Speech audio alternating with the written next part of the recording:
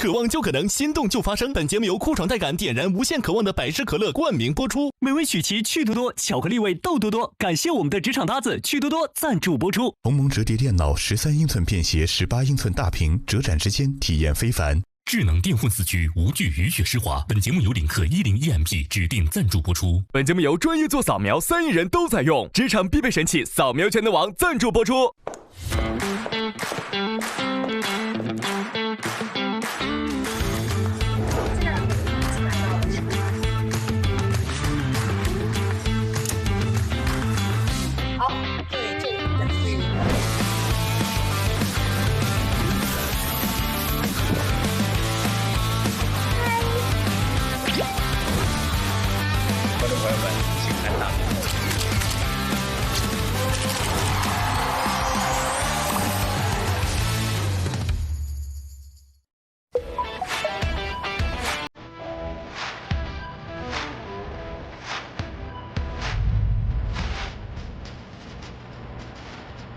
来了，朋友们，哇，大伙，哟，哎呀，这事儿还真要脸了，这本色。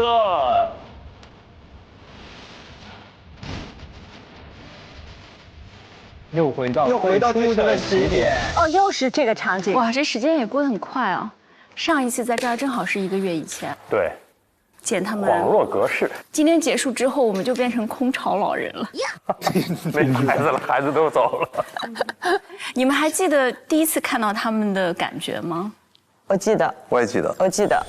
各位老师好，我叫张诗文，本科和硕士都是在中国传媒大学。我叫侯子泰，就读于中国传媒大学播音专业。我叫李雨佳，我的本科和研究生均就读于中国传媒大学。叫庞征，本科和硕士都毕业于上海戏剧学院。我叫王韵玲，然后我本科是毕业于上海戏剧学院播音与主持艺术专业。然后我现在眼前完全就是诗文在这跳舞的那个感觉。哦，拿着扇子跳舞。飒爽。他第一个进来给大家留下印象是非常深刻的。是玉佳其实第一次给我印象很深刻，因为他就说我就想争第一，那个表情你们还记得吗？我记得。我也有能力，我也有信心，能在这一次1个月的实习里面最终拿到 offer。我是不敢说我想争第一这句话的，我绝对不敢说出口。第一个不敢说，不好意思；第二怕说了以后就实现不了了，不说还有可能实现。对，但是他就真的能说，所以那一刻我觉得哇，现在的孩子真不一样。我觉得雨佳也是非常典型的，就他看上去很有锋芒，但他其实真的很单纯。对，是的。我觉得今天进入中级面试，这5个人当中，可能真的是庞征是在我们初次见面时没有想到的，对吧？我们对他的第一印象都觉得他是一个很有生活阅历的孩子，但是就没有感觉到他身上有那种光环和气场。但是现在不一样了，真的不一样了。所以外在的肯定，尤其来自专业人士的肯定，对于一个年轻人特别重要。就他一下子信心，我觉得比之前增长了无数倍。基本上第一个课题之后，他就已经好像起飞了，感觉是吧？梁上清风服话筒，新闻是什么？内容为王，这是在他手部的位置。庞征这种收放自如的气场和光芒是非常非常厉害的，特别好。我觉得他是真的拾回了自信，然后找回了那种理想的。因为他来的时候是他觉得，哎呀，我已经不敢再上主播台了，有点自卑，对，甚至觉得有点愧对主持这个行业，他好像背离了初心似的。还有哪个人是你们没有想到会进入中级面试的吗？如果说按一开始的表现的话，可能子泰，因为他到前边其实一直很长一段时间都没有得分嘛，对吧？我说实话，我第一次面试完见到他之后，我就觉得他太有潜力了，太强了。因为他太松弛了，就是你就觉得说，他天生就是做电视的，就是应该上屏，因为他没有一点点压力，之后就反转了。之后也是松弛啊。从第一次，对，就是我觉得就第一次考核松弛的都拉垮的感觉。松弛的拉垮。所以其实说实话，直到最后一个考核之前，我都很担心，我觉得他很可能没有机会进入到中面了。但是最后，他在卡在100分的这个线上，成为了唯一一个进入到终面的男孩。好了，那我们现在开始我们的终极面试吧。来吧。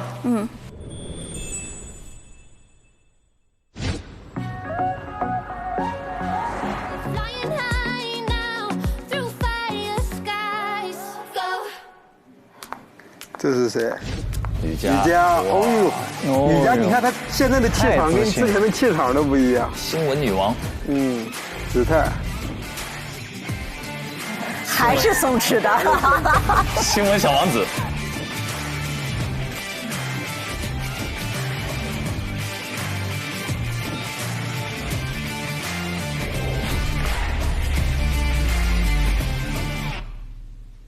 有请第一位。好，来了。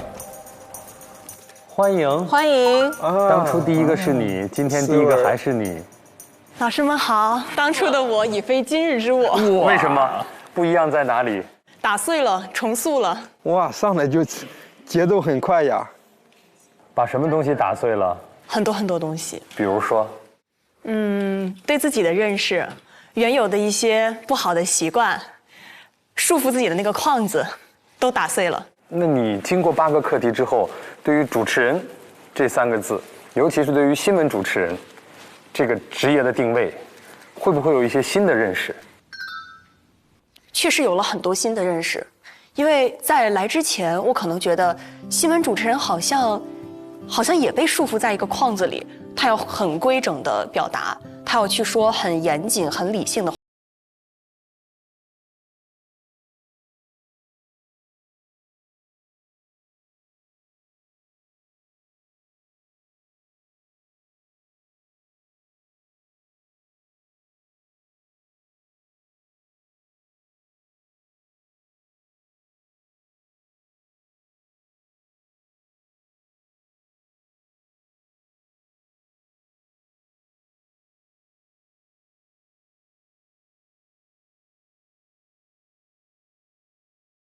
的优势和能力。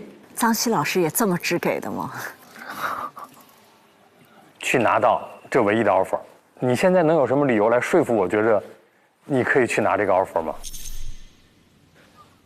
我想，我值得投资，假以时日，一定可以行。我在想，为什么我可以一直做新闻？我想到的原因是我其实是有分析的能力和感知的能力的。分析的能力能让我进到一个新闻的场域里，能迅速把各种各样事件的线头都梳理清楚，像一个侦探一样把事情的过程还原出来。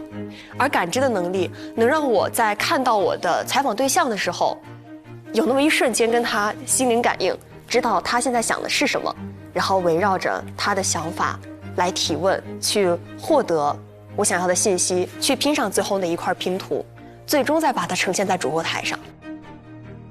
我之前一直对你有个好奇，因为你不止一次讲过，好像总是渴望胜利，总是功亏一篑，就这样的表达你不只有过一次。某种程度，在我看来，这个女孩这么年轻，有一些就是悲情色彩，但我不希望是这样的。就包括这一次，还会不会有这样的一种感觉，觉得可能最后又不属于我，又会有那种悲情的感觉，你会吗？这回不会了。为什么？你怎么这么肯定？因为我之前会那样，是因为可能比较有责任感，我总希望我能给所有的事情负责，我能给所有的事情兜底。如果它没有一个好的结果的话，我会觉得那是我的问题。但是这次就是通过跟各位老师的学习，跟小伙伴们的相处，我发现其实真的可以松弛一点，而且这次的探索和尝试也给了我一些底气。我相信我是可以把事情做好的，我是有继续在这个行业深耕的潜力的。整个过程拿过第一，第一个课题就拿第一，一度成绩到过倒数第2，自己心里会有起伏吗？分数其实还好，我主要就是看我对这个课题满意不满意吧。比如像课题4，我没有拿到最终的分数，但是我觉得那次尝试对我来说特别宝贵，我非常珍惜。课题4的经历对你来讲，你觉得最宝贵的是什么呢？张希老师真是一个好的 HR。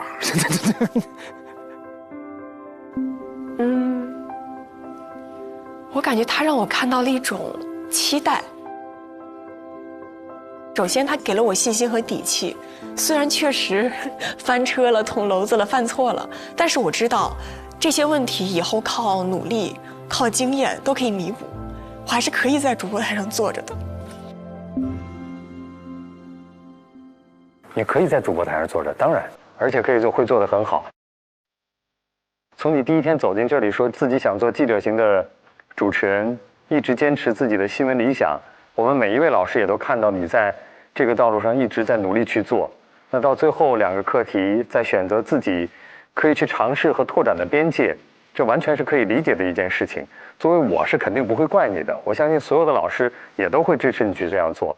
而且整个表现过程来讲，鲁豫老师一直用青衣来形容你，觉得你在大舞台上可以有自己展示的空间，在新闻主播台上也可以有自己展示的空间。那在这个实习的过程当中，可以更好的去进行多元的尝试，让你找到你觉得自己最适合的赛道，我觉得是非常好的一个过程。从我的角度来讲，我也相信未来你可以有更大的发展的前景。但是这个前提是不要对自己有过多的苛责，甚至某种程度上没有必要的要求，把自己的心态放松下来，才有可能把很多事情做得更好。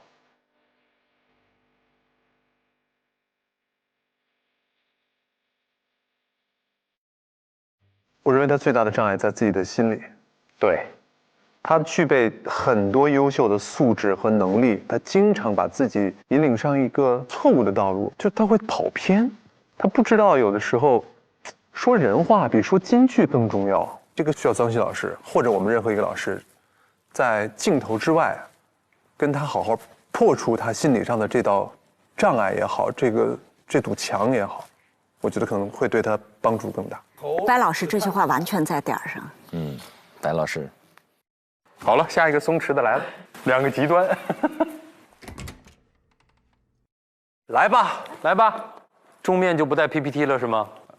不但没带 PPT， 简历也没带。老师们好。很难做的这么挺吗？这1个月都没有看到你做的这么挺过了，已经。今天这个场合还是，要更正式一些。你对最后的结果是会觉得吃惊，还是在意料之中？满意不满意？如果单从最后一个考核来讲，其实有点没有那么出乎意料，因为我对自己的表现以及对自己的个人的能力，也是有一定判断的。但是放眼整个考核，从这个100分的角度来讲是吃惊的，因为从第5个课题，我的心态就已经平淡了，就是对最后的分数虽然很向往，但没有那么的执着了。得知淡然，失之坦然，当时是挺坦然的，然后最后可以说是奇迹般的，竟然把100分凑齐了。哎，这个话里有话哈，奇迹般的把这100分凑齐了，你怎么理解这个奇迹？我觉得它很奇妙，因为在倒数第3个课题的时候，当时我还只有30分，我说这怎么可能凑齐70分呢？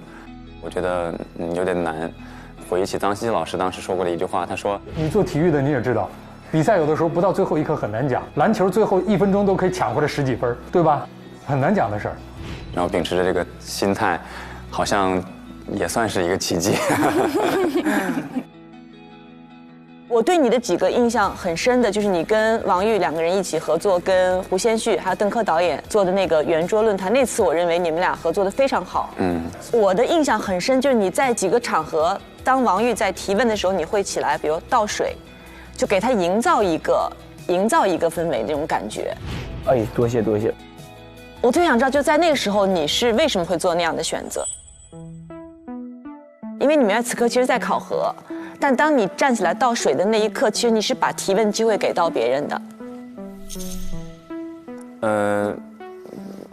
如果从考核的角度来讲，其实我是重视每一次考核的，但其实我的脑子里一直有一根弦在提醒我。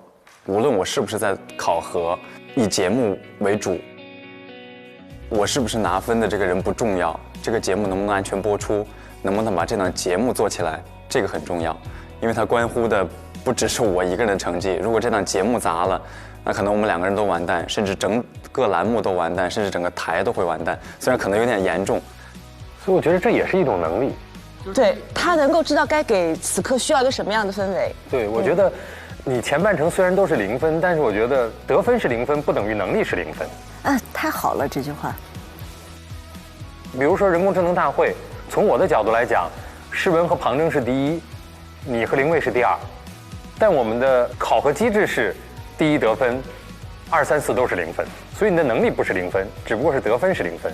你的0分一直坚持到了前半场全部结束，但是你的能力始终我们是看得到的。谢谢老师。哎，那天和韵玲一块搭组采访 Fly 的时候，你们是怎么决定最后韵玲来采访的？你不是对电竞也很熟吗？是老师，那天很奇妙，因为老师其实我是一个有的时候抹不开面儿的人，有的时候我很多心里话我的张嘴说不了，就是尤其是跟别人在配合这件事上，我没办法跟别人去争。我说你别去，我行，你让我去，你别去了，我讲不出来这种话。在班里也这样，有点吧，还是。其次就是那天，其实我内心有一点小小的自卑，因为我从来没跟韵玲合作过，我对她完全陌生，她也对我完全陌生。我知道两个人在完全陌生的情况下是难以产生信任的，然后她的眼睛里又透露着对分数的渴望，同时透露着一点点我自认为对我的不信任，再加上我当时确实倒数第一。子泰，他就是这样一个人。对。然后在走出那个房间之后，他就跟我说了：“子泰，这个主持的事儿能不能让我来？”我说好。实际你内心多少也是想做的。我多少是想做的，但是我实在没办法跟你说，虽然我倒数第一，成绩很烂，但其实我很厉害。我讲不出这个话，所以当时立刻就答应他了。这句话赢了，虽然我倒数第一，但是我实力很强。下回要练着讲一讲。你有没有觉得最后这个课题，你是有主导角色的？我意识到，你意识到了，对吧？对，那一刻我很清楚地意识到这件事儿。那你有没有在最后一次课题之后觉得，哦，如果前面几次课题我也像这次一样主导一下，结果或许不一样？是有这样想过，但前边4个确实我拿不准，但最后一个我其实把握到了85%以上。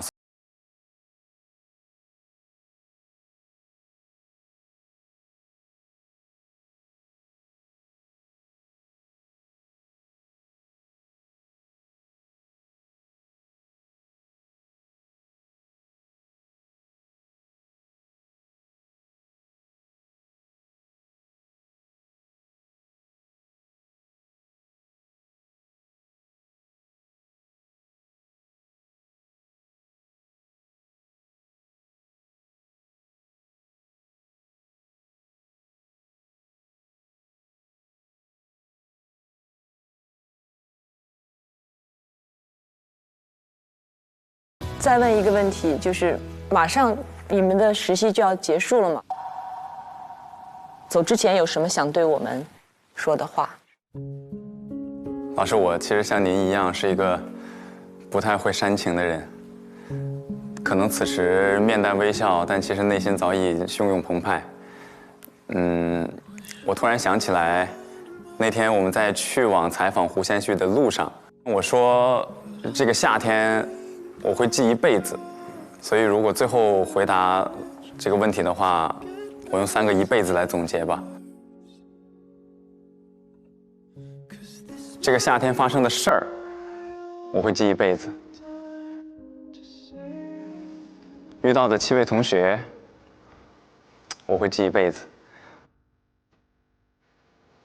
面前的4位恩师，以及没有在这儿的2个师姐，我也会记一辈子。就是3个一辈子。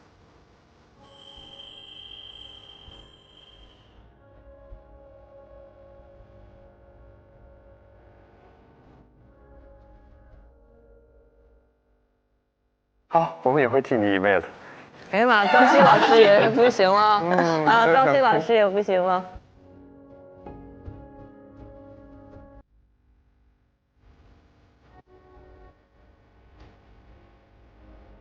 哇，我突然第一次被人说要记我一辈子，我觉得有点恐怖啊，我还敢着急。好，谢谢子泰，谢谢子泰，谢谢子泰，谢谢4位老师。谢谢。加油，加油，拜拜，拜拜，老师们，拜拜拜拜。子泰真的有一种稳下来的感觉，这个感觉给人特别舒服。成长了，真成长了。对，真的是落下来，落下来了。22岁子泰第9个课题，太好了。励志。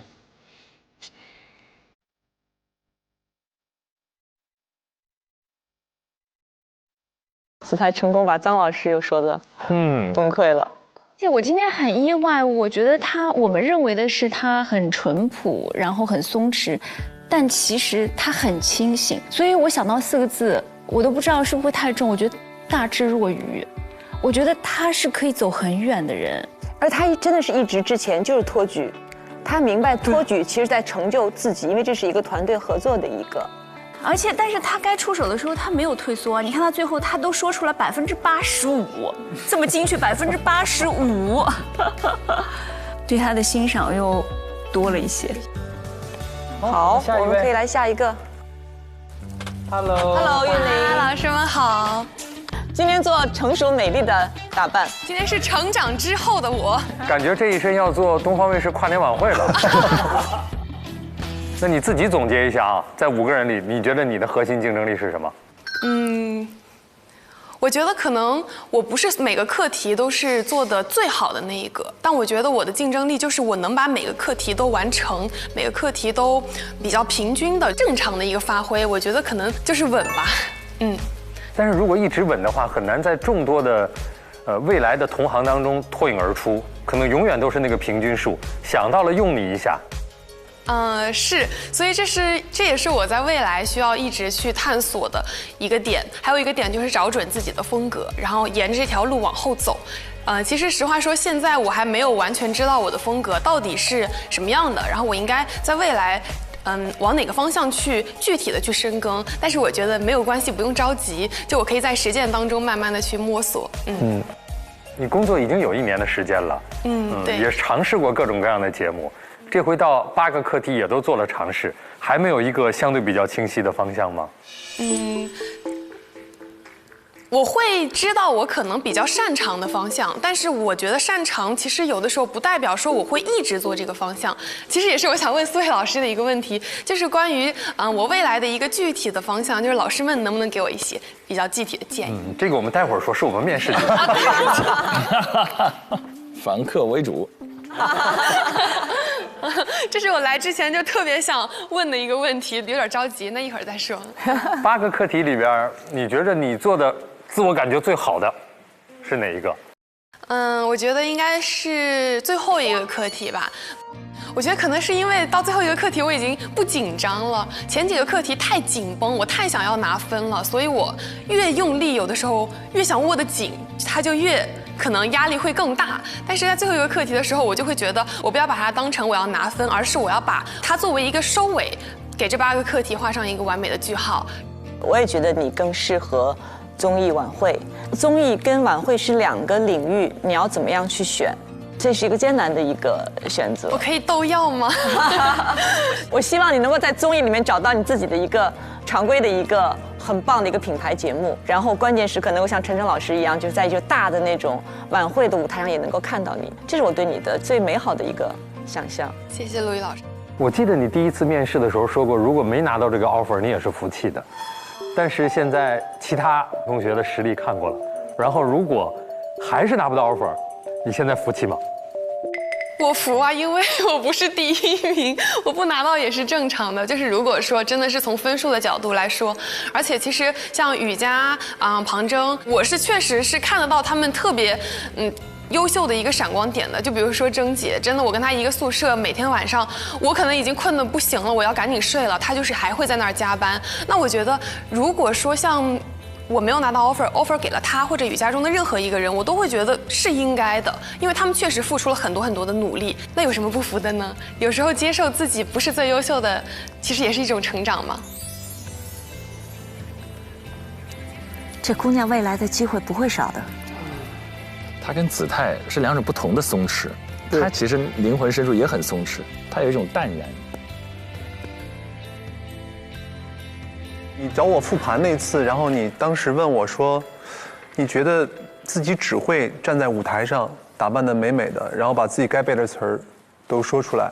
就我有时候在想，是不是我只会搞那些所谓大晚会上那些体现预设好的一些主持，就把那些词儿背得很漂亮，然后说得很漂亮，然后把自己打扮得也很漂亮，然后到那个舞台上站着，就其他需要一些其他方面，就是感觉做不出来，做不出想要的那种效果。你现在还有这样的想法吗？或者说你对这方面自己这方面的能力有所改变吗？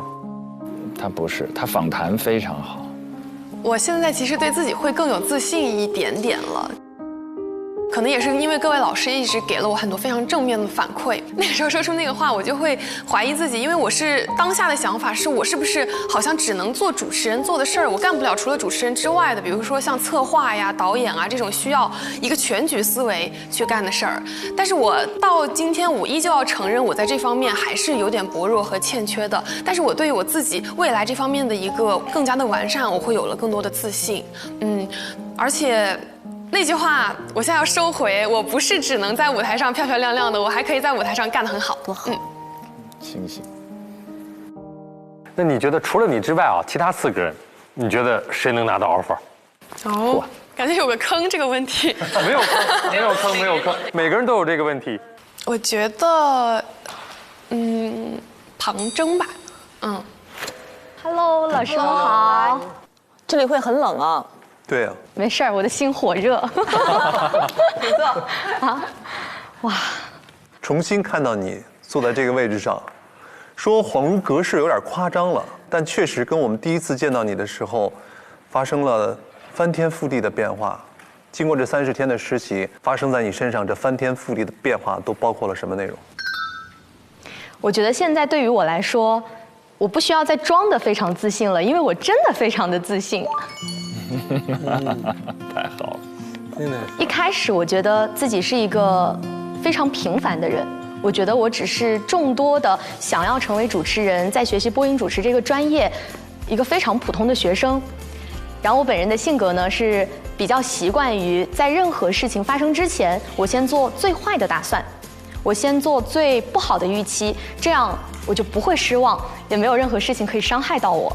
所以在当时来这个节目之前，我就在想，我如果只是过来体验，或者我可能被人不喜欢，或者我每一次都拿最后1名，我可以接受吗？我觉得我可以，我就来了。在我的心里，我觉得这一次机会，在我来之前，我觉得它就是一次可以改变我的人生，可以让我在循规蹈矩的生活里面有一次离经叛道的机会。当这个机会来到我手上的时候，我就一定要抓住它。所以我就来了。然后在这1个月的课题的进行过程当中，我确实没有想到，就是前面的几个课题，可能发挥的还不错，可能老师们觉得我表现的还行，所以我前面的3个课题，其实我都拿到了非常好的积分。我觉得这是对我来说非常非常非常重要的又一次正反馈。所以我相当于是在做课题的过程当中，慢慢的觉得，好像这个课题我能做，好像那个课题我也还行。然后在这个过程当中，慢慢的就建立了自信。当然也不是每个课题都做得很好，也有很多的不足和缺点。你知道我对你最大的感受，就从第1天面试到今天你的变化。第1天我记得你的头发是梳一个像发髻一样，是吧？是。对。在我们眼里，你就是小孩嘛。但我当时觉得这是一个小孩，在一个成人世界里面，我可能已经很久了，从18岁开始就要演一个超出我年龄的那个成熟的有节感的一个女人。但你看这1个月下，你会发现其实年纪不重要的。当我的专业性被肯定之后，其他的一切都不重要。你现在就已经恢复到你真正的属于这个年纪该有的状态。谢谢你。是小孩也好，是姐也好，其实都不重要。就这个变化，我觉得至关重要，那意味着你真正让你的专业说话的那一刻。我们4个人特别特别高兴，就看到你这个改变，真的。你第一次来面试的时候说，因为做直播带货主播太久了，3年，对吧？然后让你对主持人这个职业或者主播台已经产生了距离感，甚至你觉得有点背弃自己的专业了。做带货主播和做新闻主持人其实是完全截然相反的2个赛道。我好像背叛了自己的梦想，然后好像走上了一条不是很正确的道路。而且这30天8个课题里面，你从来没有选择去做主播的挑战，你现在还有这种心理障碍吗？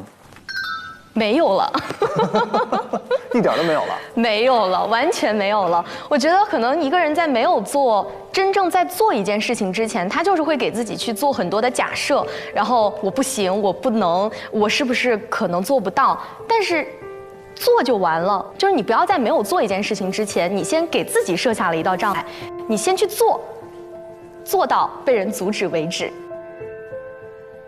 能不能给我们讲一下你这整个实习过程当中最大的收获以及最大的遗憾？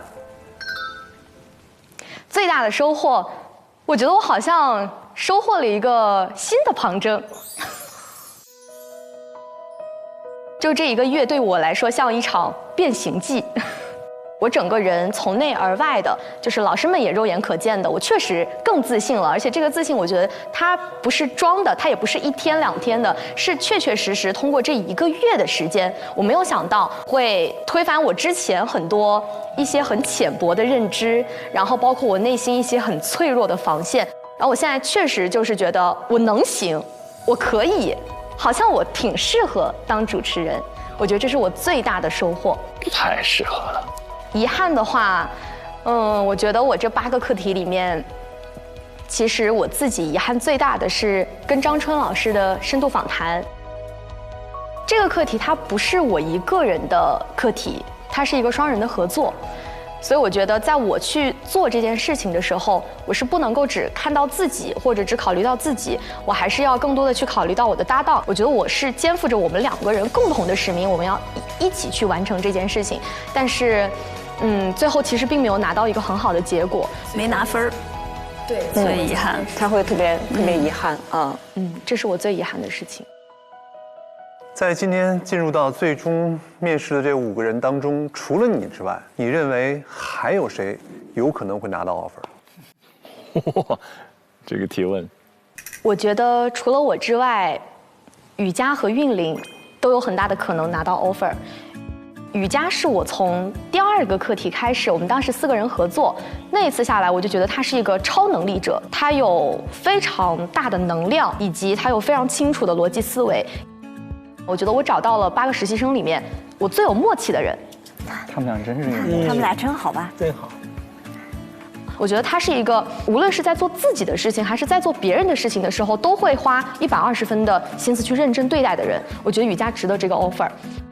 韵玲是我在这个节目里面交到最好的一个朋友，他在他自己热爱且擅长的领域，他做得非常的游刃有余。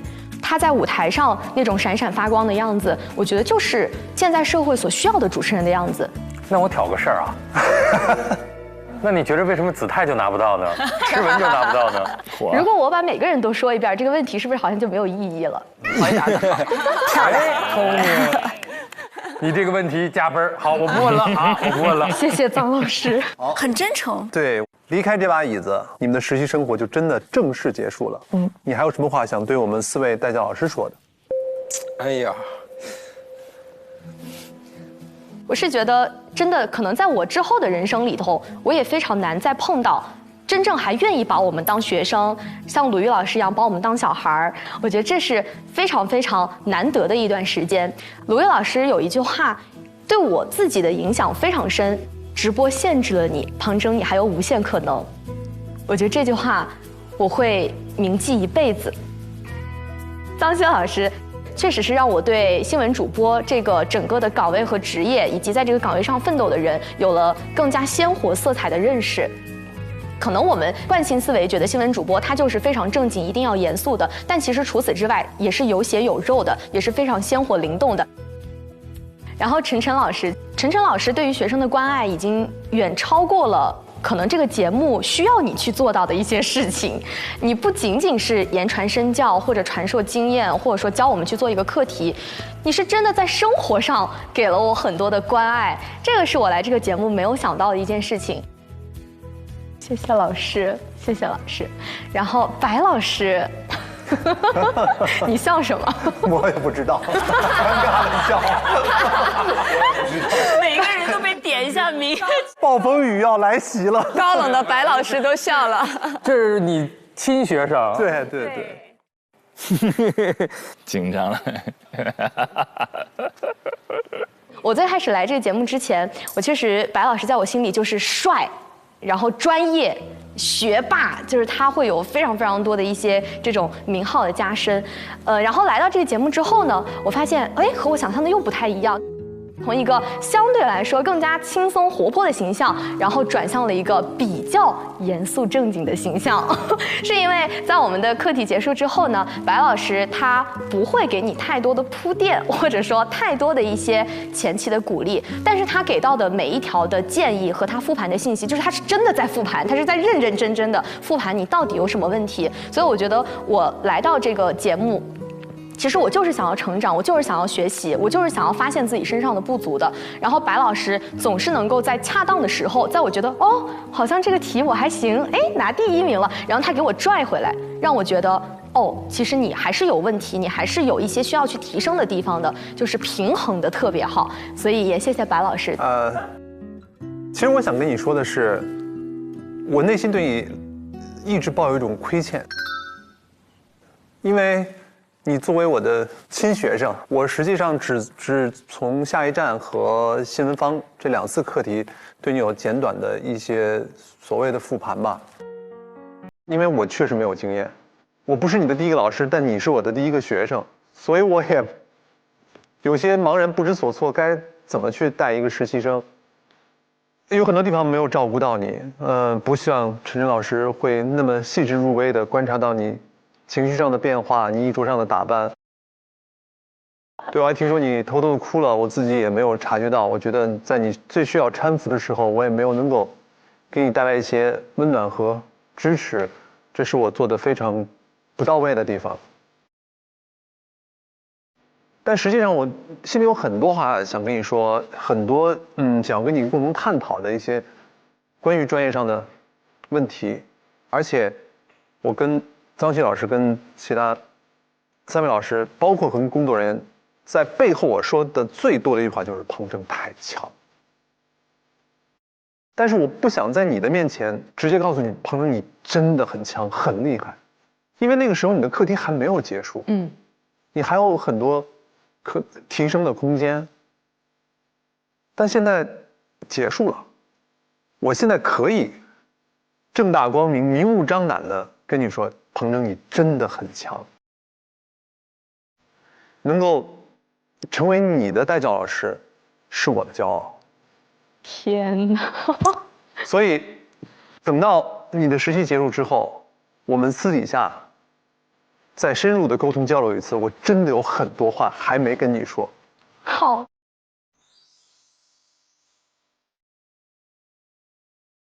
我觉得其实庞真真的是最不需要操心的一个人。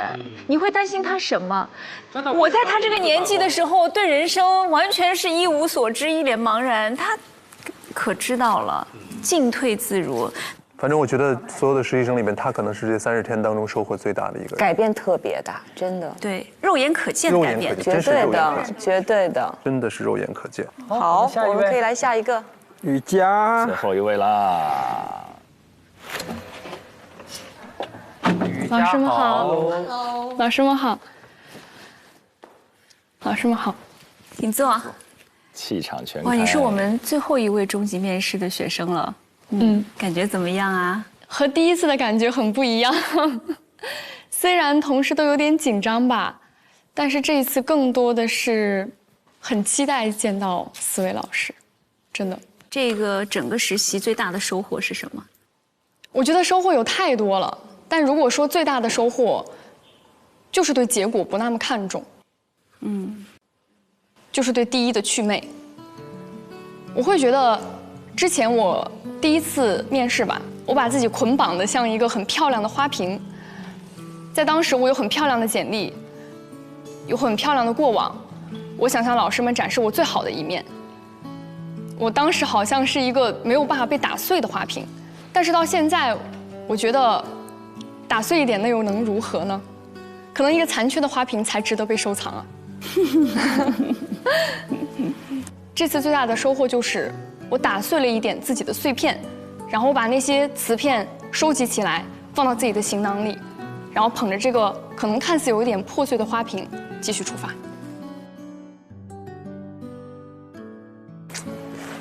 让广志好好听听。是听第一名没有那么重要吗？对。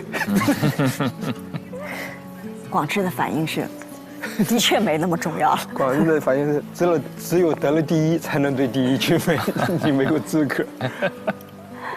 哎，你这一季下来对自己有新的认识吗？有没有发现自己新的优点和不足？有。我觉得先说优点吧。我发现我和别人的合作，就是无论是双人合作还是团队合作，我之前以为我是一个很强势的人，但是我这几个合作下来，我发现非常舒服。大家给我的反馈也是很好的。我之前可能无论是保研、学习，我都是单打独斗，我需要跟别人去比、去争。但是这一次在合作里面，我们虽然是既合作又竞争的关系，但是最后我把它更看向了一次合作，而且把它完成得很好。不足，我觉得是更多的认识到了自己的有限性吧，也知道了自己的节奏可能和别人的节奏是有所不同的，我需要去找到自己的节奏。就像条他去嘲笑学究说，你每天都在天上飞，但我可以随时找地方栖息下来。那可能他没有看到更广阔的世界，他以为学究就是在不断的飞翔。所以我觉得我来到 offer 的这一趟，我看到了自己身上的不足，看到了自己身上跟别人的差距，看到了自己的有限性。你觉得除了你之外，还有谁最有机会获得本期的 offer？ 我觉得有2个人吧。第一个人，我觉得是庞征，众望所归的庞征。因为在最后一个课题，我们2个一起合作的时候，我完全没有觉得我们2个在竞争，我完全觉得我们2个是互相握着对方的手，完成了最后的一个课题。我看到了在他身上我没有的东西，比如说他的稳重，他对于镜头的掌控感和把握感，以及他跟嘉宾沟通的时候会说出来一些我想都想不到的话，推进整个过程和流程。这个是我觉得我身上没有的。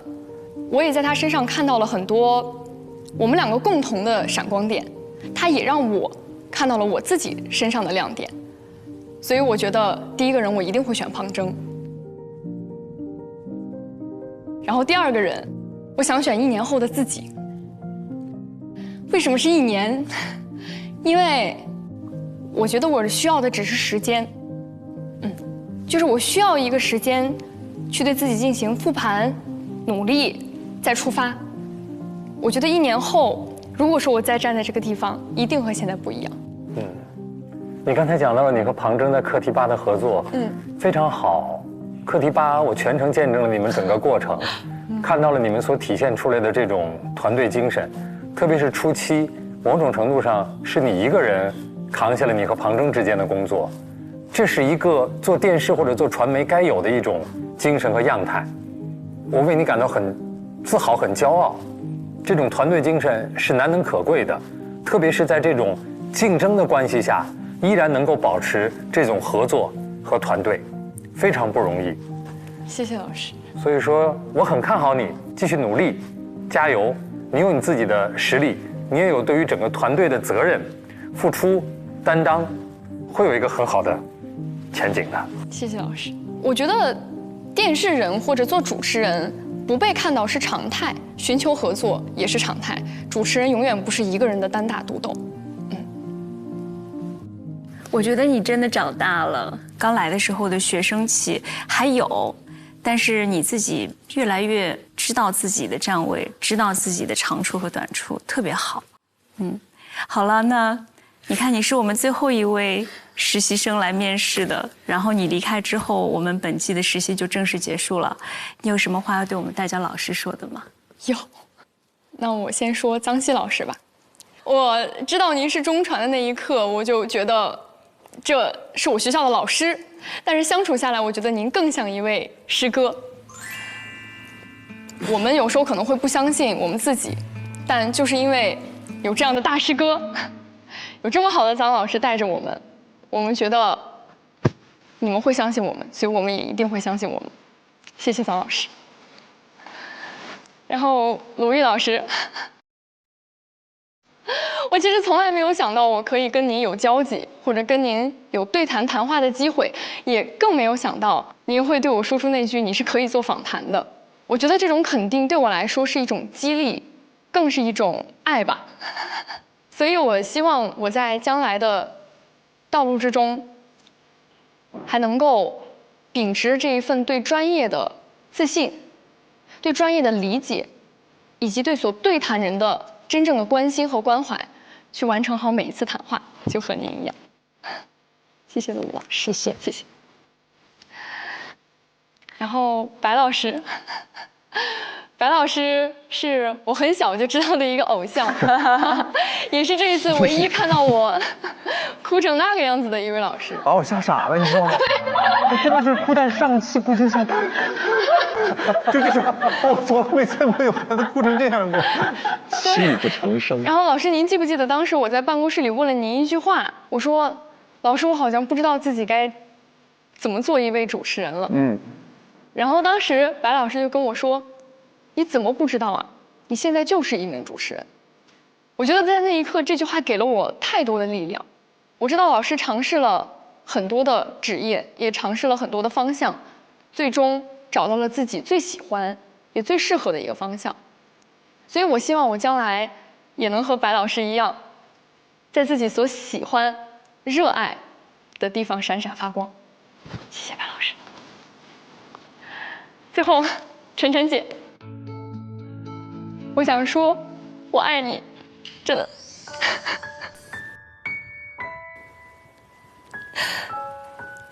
我觉得，我刚开始我们一起吃饭的那次，我说我觉得您像我的妈妈，在一直关心我、关爱。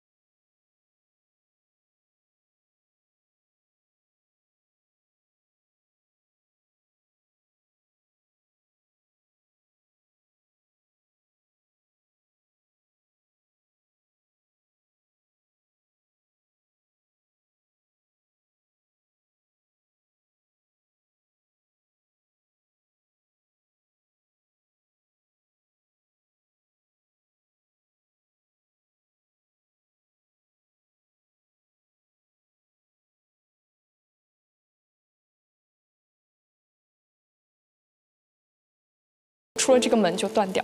谢谢各位老师。刚才你也说了，你第一次来面试的时候，你就说你就是来拿这个 offer 的。如果现在回到1个月前，还会说这句话吗？我觉得会，一定会，因为我觉得这就是李宇佳的性格。他一定还会说出那句：“我是来拿 offer 的，我就是来拿 offer 的。”但是可能会身上少一些锐气，少一些尖锐的、很刺人的东西，而是很平静地说出：“我是来这里拿 offer 的。”最后再做一个精炼的自我介绍，来结束你的实习。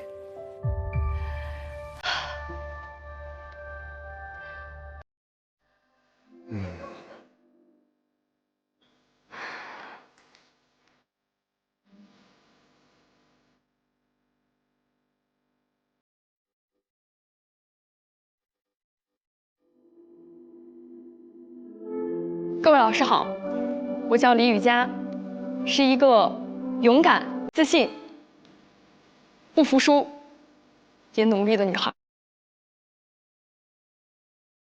大家好，我是张诗文，我会永远带着听，带着看，上路，在路上听到来自时代的、来自所有人的各种声音，并且把它讲出来，给大家听，让大家知晓听闻。我叫侯子泰，就读于中国传媒大学播音专业，今年上大4，有着明确的追求和目标的追梦的少年，还有过挺多的工作经历，也算是经验还比较丰富。希望未来能够多多再见到大家。对，各位老师们，大家好，我叫庞铮，庞大的庞，铮铮铁骨的铮。一开始来到这个节目的时候，我可能不是那么的自信，但是经过了这1个月锤炼以及老师们的教导，我觉得现在我可以说，我现在已经更加的有自信，且我非常的笃定，我未来想从事的行业是什么。希望未来有一天，我也可以和老师们骄傲地说出来，我是主持人庞铮。各位老师好，我叫王韵玲，我是一个很好的主持人。好，希望以后能够更多的听到来自你的声音，期待未来在舞台上闪闪发光的你。面试到这里结束了。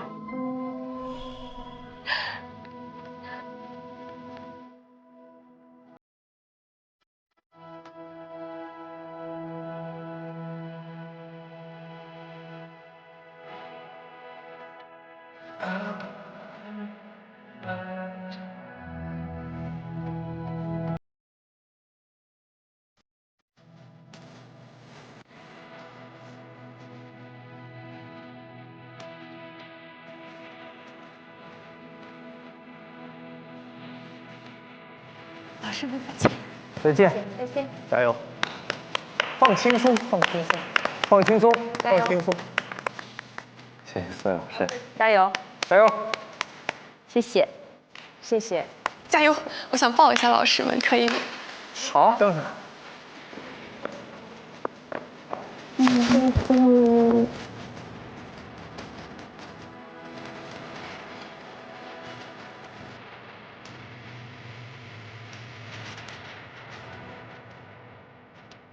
加油！拜拜！再见！拜拜！拜拜！拜拜！加油！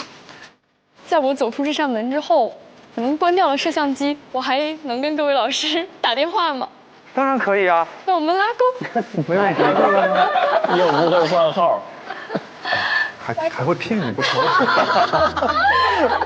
谢谢各位，加油！想跟各位老师拥抱。谢谢老师。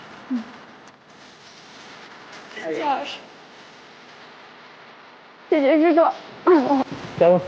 加油！白老对师。这个3个课题之间没跟你说的话，回头补上。好。谢谢老师。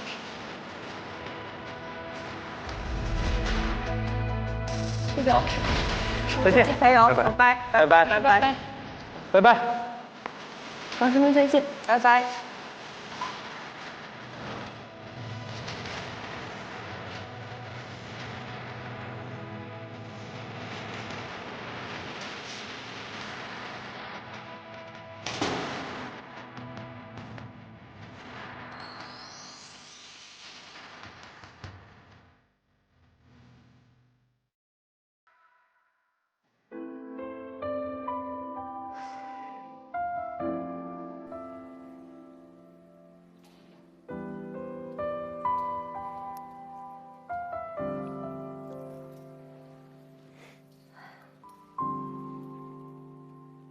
其实很不喜欢录最后一期，你这待了10期的时间，几十个小时的相处，其实你生命中有一部分已经，你一想到未来就是下次再看不到这些身影，这些青春的时候，你就觉得很空一块，心里很。你会在各个舞台上看到他们。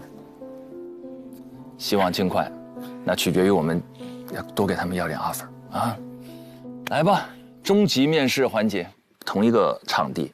同样的椅子，各位还记不记得第一次见到他们的样子？对谁的印象最深刻？觉得谁的变化最大？脱胎换骨，焕彩新生。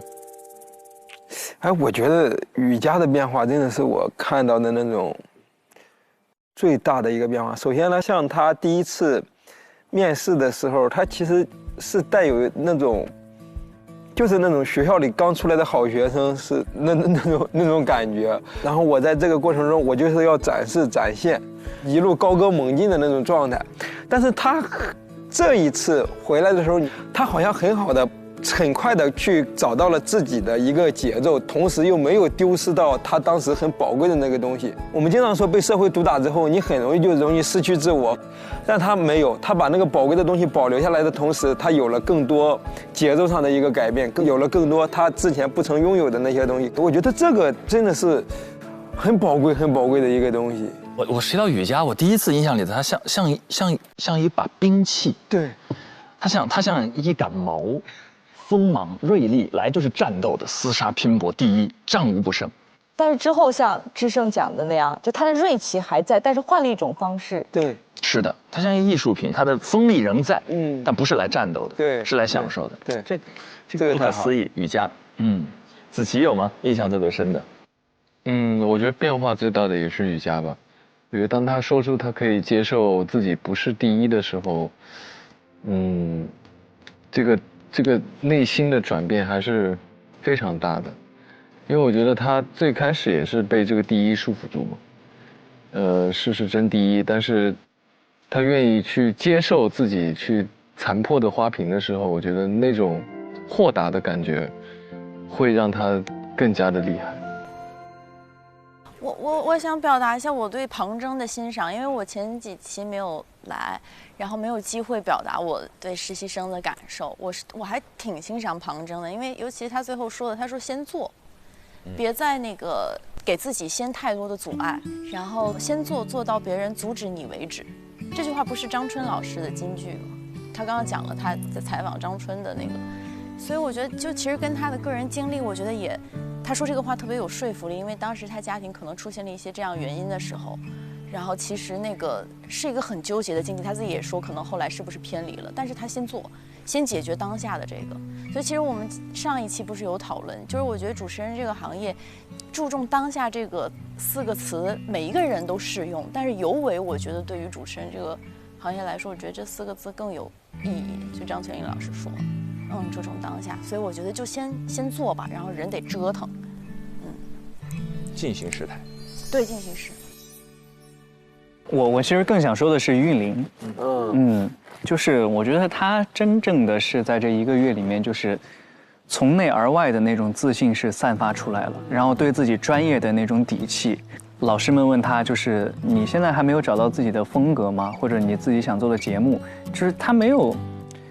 去为了，因为这是一个终极面试，是一个非常重要的一个机会，是。但是他非常遵从自己的内心，然后非常淡然地说出了，我还年轻，我还有时间，我还在去寻找，还在去我所适合的，然后还有我想尝试的，还有很多的未知的东西在等着我。我觉得那是一种真正对自己自信的表现，所以我就觉得他就是每个人其实在这个节目里面都收获到了。比 offer 更重要的那个东西是，所以说我也很就是期待韵玲在之后成为一个真正就是像他说的那样找到自己风格的那个能够不被替代、独一无二的主持人王韵玲。他一定会的，那个萌芽已经在生长。全玲老师。我其实刚才在看他们终极面试的时候，脑子里一直在闪回。你知道雨佳特别像24岁的我，特别像，也是利剑出鞘，锋芒毕露，太像，就我几乎能够，对，倒退20几年，回到24岁的我的样子。对我想了一下，我大概得东碰西撞，得到26、27岁的时候。才想明白他花这30天想明白的事情，就是你会发现说，人生不要那么着急的到处找第1名，因为如果这事儿是你热爱的，你要做很久的，你可以慢慢来，然后你可以只做一点一点，你可以掌控的进步。所以他说，哎，我承认我觉得那个 offer 可以给庞征，因为他真的很强。但是我想把第2个机会留给1年之后的自己。特别酷，这个说的特别好。所以我们真的只有1个 offer 吗？一会儿有机会，有机会，一会儿。我们其实是隔着屏幕在看，这鲁豫老师亲身的跟他们相处了30天的时间，然后同时现在也感受了我们观察室的视角。在您的整个印象当中，变化最大的会是谁？他们在生活当中都是非常符合他们这个年龄该有的样子，就是青春洋溢，可能真的就不在乎那些外界的评价。但是当每一个人被摆在了一个比赛当中，被摆在人生的竞技场当中的话，我想没有人会不在意。我个人觉得人生特别大的一个成长，就你意识到你不是世界的中心，你不是第一，你不是最漂亮的、最可爱的、最聪明的那一个，那是人生特别大的一个成长。我想可能这样的比赛，就把8个最优秀的小孩放到一起的时候，他们每个人内心都会在某个时刻崩溃一下，会发现哦天哪，我这次比赛不是最好的，但是这是必须的。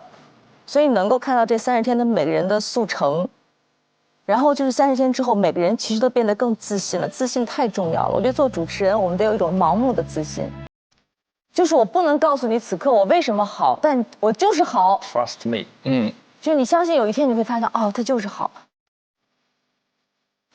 就最后鲁豫老师说那点确实动人，就是这是个比赛，我们有好多节目是用比赛的形式来展开。我们之前探讨过这件事，包括脱口秀节目，包括很多节目，他没办法，这是节目，但同时这也是人生。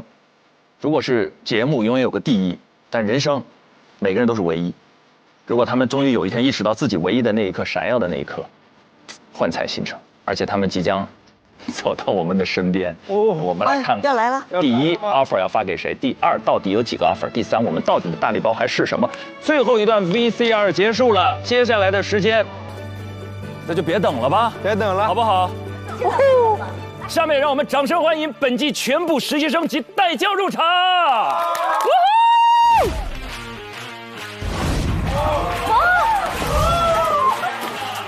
哎呀，吴老师应该跟我们一起上来。见面了，好久不见，终于见上了。不行，网友见面，你好，陈晨姐，吴老师好，家庭地位很高。彼此。哇，终于见到真人了！哎，怎么有点紧张了？怎么有点紧张的？哎呦，我们2个在干嘛呀？有点害羞的呢。其实根本没人理我们。俩小孩。陈亮老师好，陈亮老师。听到我要拜你为师的事吗？我们还不知道。小何老师好，白老师好。粉丝来了，我是你粉丝，二搭了。会来揍我。对呀，终于有见面了，啥时候3打呀？可以，就等您了。就一直看你。我也在等上海台的offer。完了。陈明老师，这么给我，您的建议我都听了。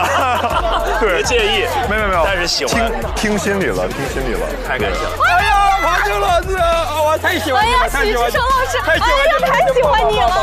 哎呀，一家。志成老师，你夸了1季了。等我爆发呢，我看见了。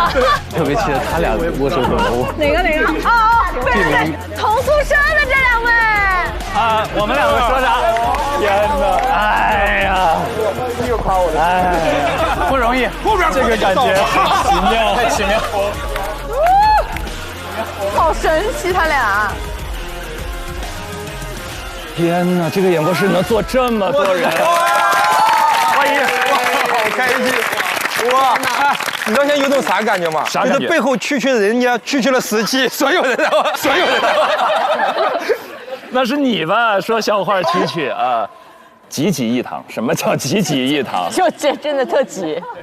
很多话我们都憋了10期了，彼此之间我们想跟他们说的，他们想跟我们说的，就开始吧。好。实习生们有没有什么想问我们的？大胆蛐蛐，大家没关系。一开始就这么刺激，好刺激！机会难得，赶快。我就先吧。来，哎呀，我其实想问陈明老师和全林老师一个问题，就是从课题1看到课题8，对我的初印象是什么样子的？然后后来有没有一些什么变化？初印象，扇子舞跳得好。全林老师初印象和变化。第一个课题特别强，后面想多了。就是你每一个课题做的时候，对自己的要求，对这个课题的想法都多，你要学会做减法。但这些都不影响你的优秀和光芒，非常非常精彩，非常杰出，啊，不必自我怀疑。谢谢老师。智胜，你一会儿大声蛐蛐啊！你看他们俩就是这样。你俩不要开私聊，公放行吗？不是开小窗口啊。智胜，你问一个，我们交替进行。不是，我现在不敢说话，你知道吗？以前我觉得就是主持人采访的时候看向那个被采访的是一个特别好的习惯，但现在当有20道目光都是只看向一个人的时候，特别恐怖，而且他们的位置又高，你知道吗？特别下位置，真的好吓人，就有种什么你为什么我都会招的感觉。你们问吧。那我来问一个问题，我觉得这几个课题给我印象最深的是我们抓鸡那个课题嘛。对。然后我就想问，如果子琪老师和智胜老师一起去做抓鸡这个课题的暗访，你们会扮一个什么样的角色？不是，我先向你保证，肯定不是你跟朗子的那种角色。我俩可能会扮演啥都很奇怪的。兄弟打完篮球吧，打完篮球回去路上可能买点吃的。这是智胜回答，就是我的回答，就是我不会去参与这个课题。逃避。但我很喜欢那个课题，而且你们也真的很厉害，你俩也好会演。哎，我特别想问那个问题。因为你们刚开始的时候，那个卖海鲜的阿姨对你们特别好嘛，还教你们各种东西，所以当你们回过头来，就以记者的身份回到那里的时候，你们心里会有一丝惶恐或者一丝不安吗？哇哦，会有。非常的。当时我们两个其实在回去的时候都不太敢看那个老板娘的眼睛。其实，在回去之前就犹豫了很久。是我们俩一直踌躇，我们两个要不要进去，就作为一个记者的身份带他们进去。但是因为当时如果给那里的工作人员，就是执法人员去别麦，可能进去之后效果不会特别好，因为我们还是想抓住这个第一现场，所以我们最后犹豫再三，还是进去了。而且我觉得我们当时是作为一个记者，这是我们的职责啊，所以我们必须要进去。对，哇。这个问题非常好，智胜你问的真的非常好。哎呀，这是好问题，这是非常好的问题。我不能再问了，再问真有 offer 了。上吧，智胜，你这咱就不欺负人家实习生。助教老师们，我来问一个问题。助教老师们，我来问一个问题。该说不说，凯旋刚才确实紧张了一下，你双眼皮跳动了一下。来，其实我是感觉有一个很重要的事情，就是两位助教老师，他是全程在观看咱们这些实习生遇到的难题、遇到的困境。你们有想过，你们处在他们这个处境下，你们会做得比他们好吗？好犀利！哇！啊，好犀利呀！哇！我自己感觉我做的不会比他们好，但是我这样说岂不是打了西哥的脸？因为西哥把我招来的。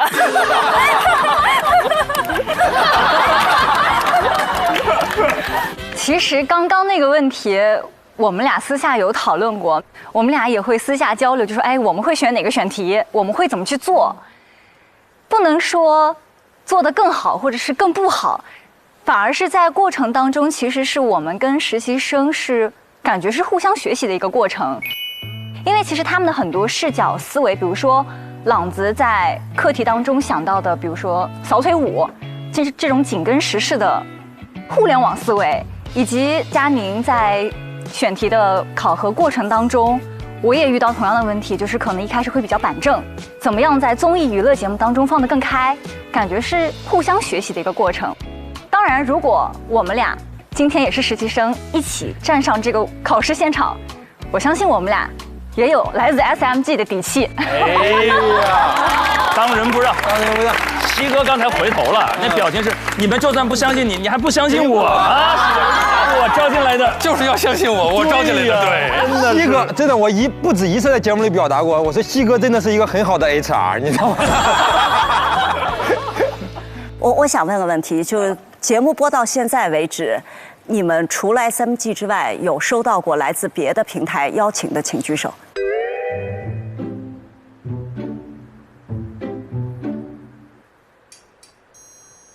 谁呀？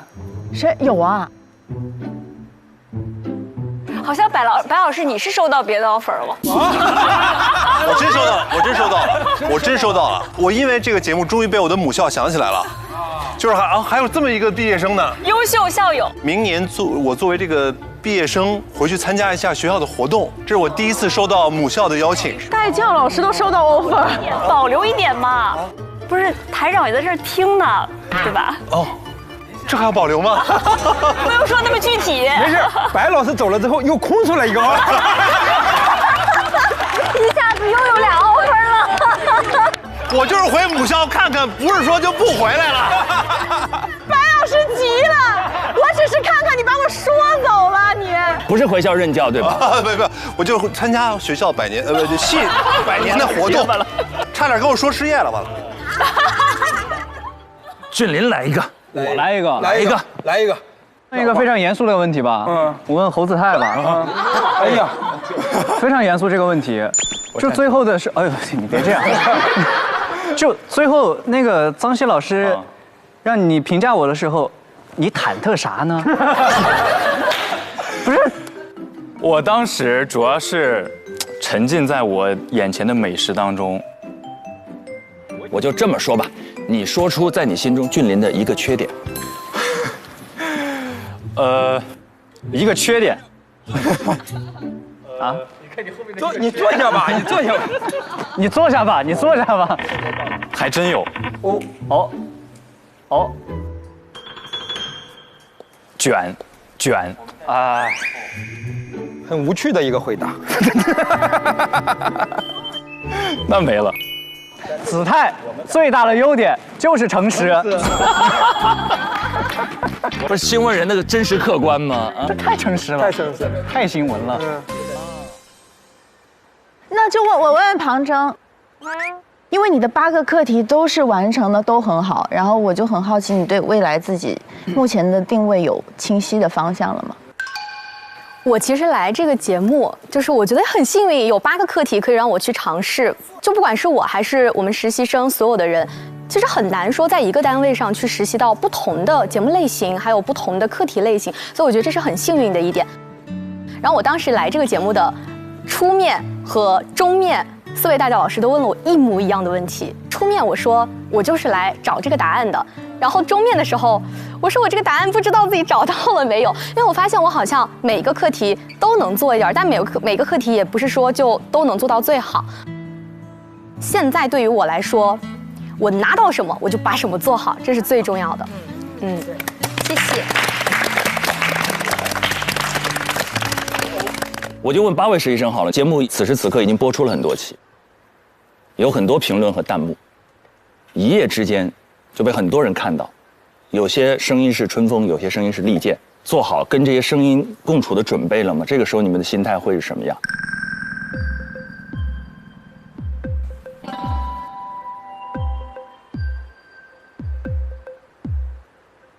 哎呀，还得是大学老师，一下子把几个人全问沉默。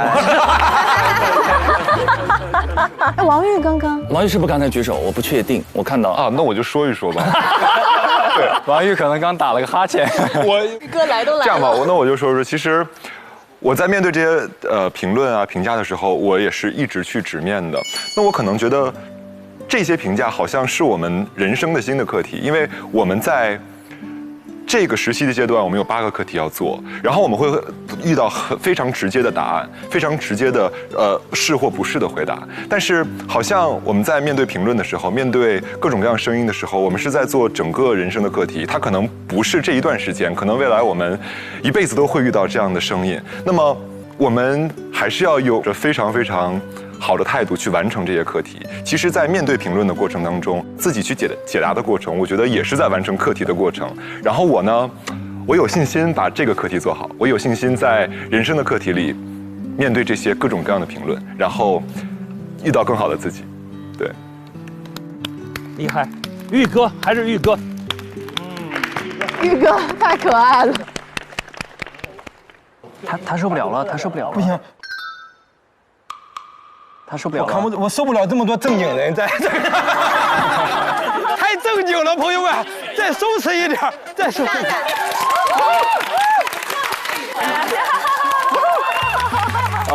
我想问小贺，不用，就是 OK， 其实这次来到了 offer， 对于我来说，我是有尝试了很多不一样的体验。就是我想问一下，就你看完8个课题之后，你最想参与到哪些课题当中？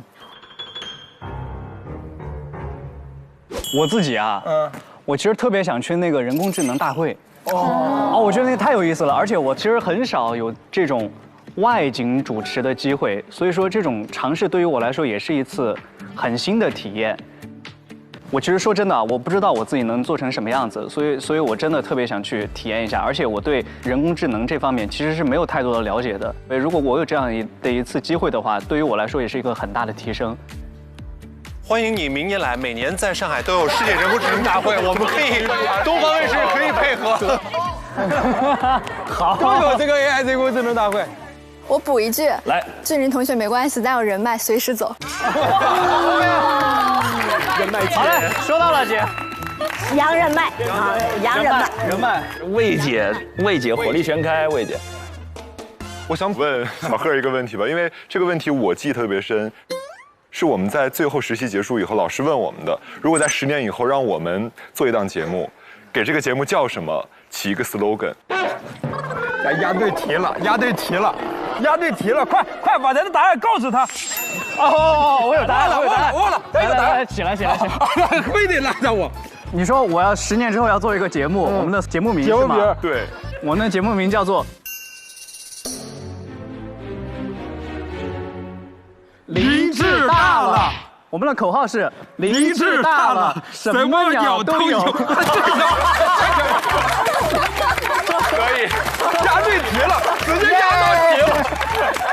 我们想好了，我们也做一个访谈节目，嘉宾答得好，我们就举好鸟；嘉宾答的我们觉得他在骗我们，我们就举坏鸟；嘉宾说的我们觉得不行，我们就说帅鸟。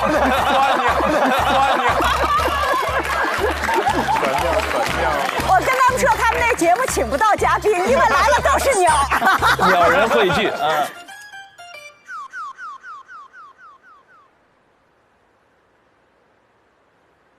刚才我们天也聊了，我们游戏玩起来，好不好？这个游戏叫开杠挑战。我们接下来所有场上的人会分为2个阵营，然后会有随机出现的题目，然后我们根据自己的某种身份站在这个题目的一边，然后自由对抗。只要有谁想到了想发言，就冲过去把杠掰到自己这边就可以发言了 ，OK 吧？可以。开杠挑战。我们看一看语言的交锋，因为这里坐着20-30个主持人，以语言为武器，大家过过招，就是这么一个游戏，好不好？来吧，先上道具。第一个，怎么了？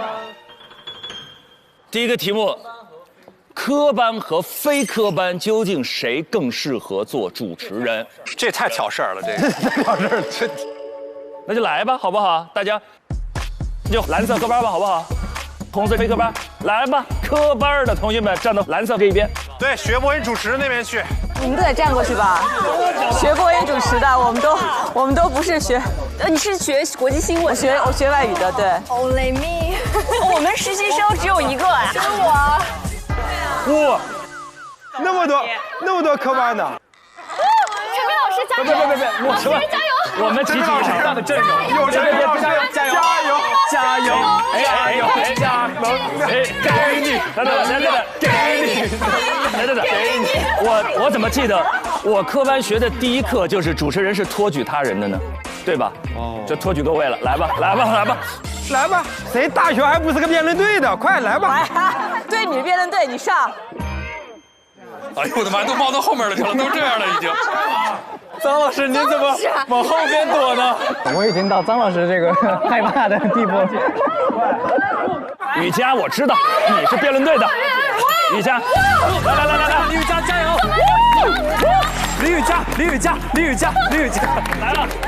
山东理工大学材料学院辩论队2辩问候在场各位。哇哦！你先说，开篇理论。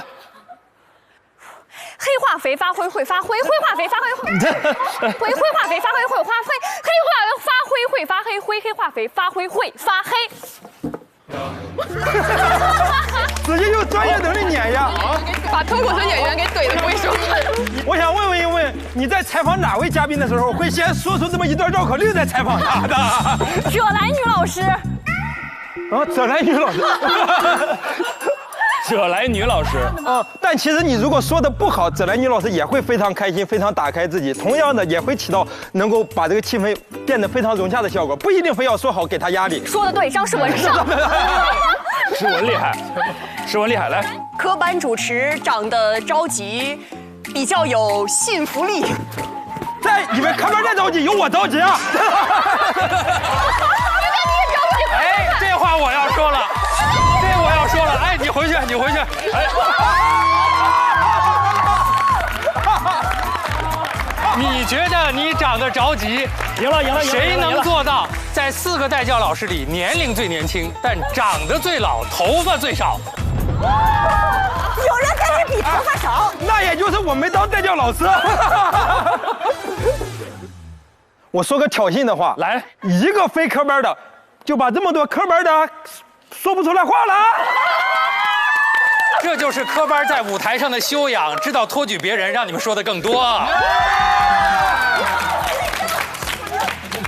我想说的是，科班和非科班不同点在哪呢？就是我们的语音基本功的语音基本功会比较扎实一点。你完美的证明了自己的观点。哎，然后就是，你的普通话是你上了中传之后再学的吗？这样，我跟他说，如果没有科班主持人的这样的吸引，朗子的普通话一定不会比现在更好。正是因为他有这样的执念，所以他的普通话越来越好。你说你科班学得好好的，研究生怎么学个别的呀？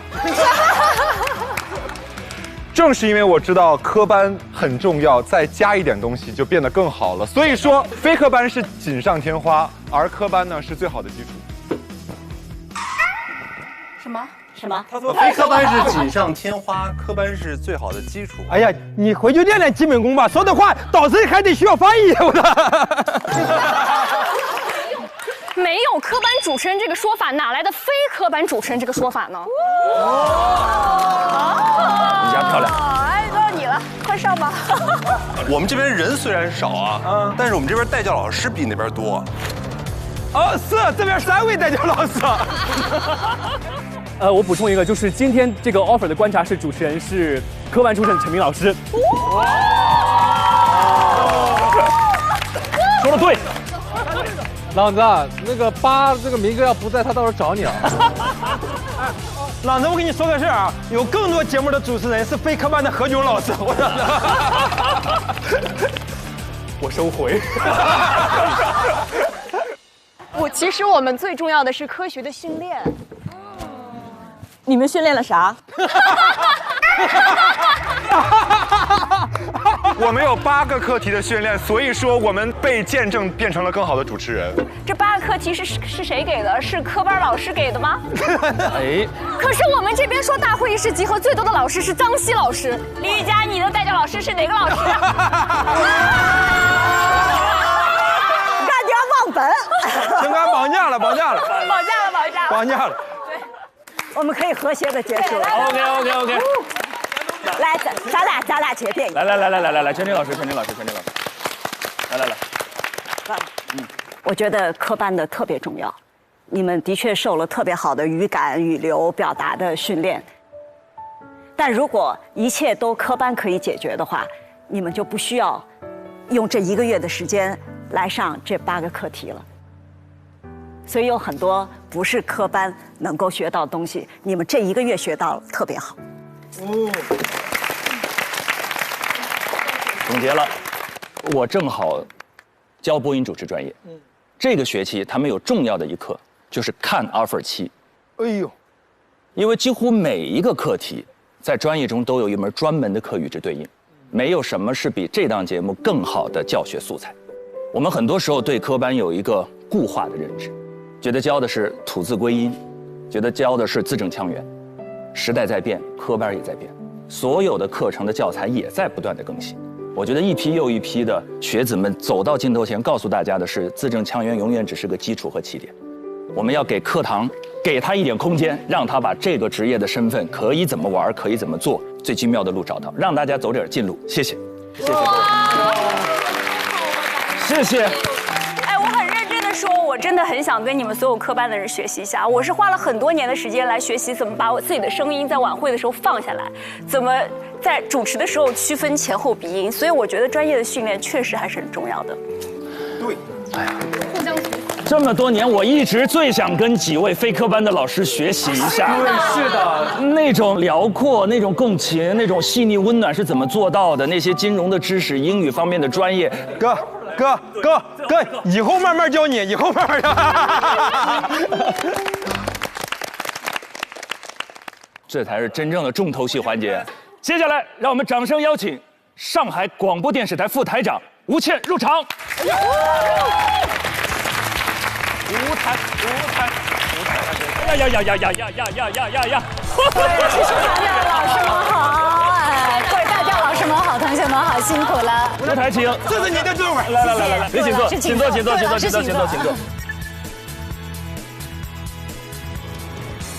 吴台，你今天带了1个信封吗？是的，您的这个采访非常有技巧。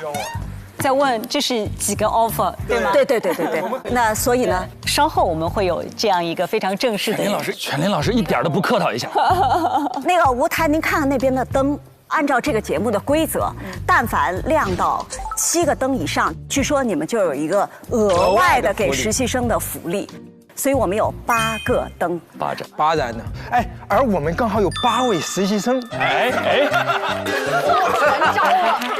巧了，吴台你别理他，他们一个个说要8个 offer， 我个人觉得6个就可以了。吴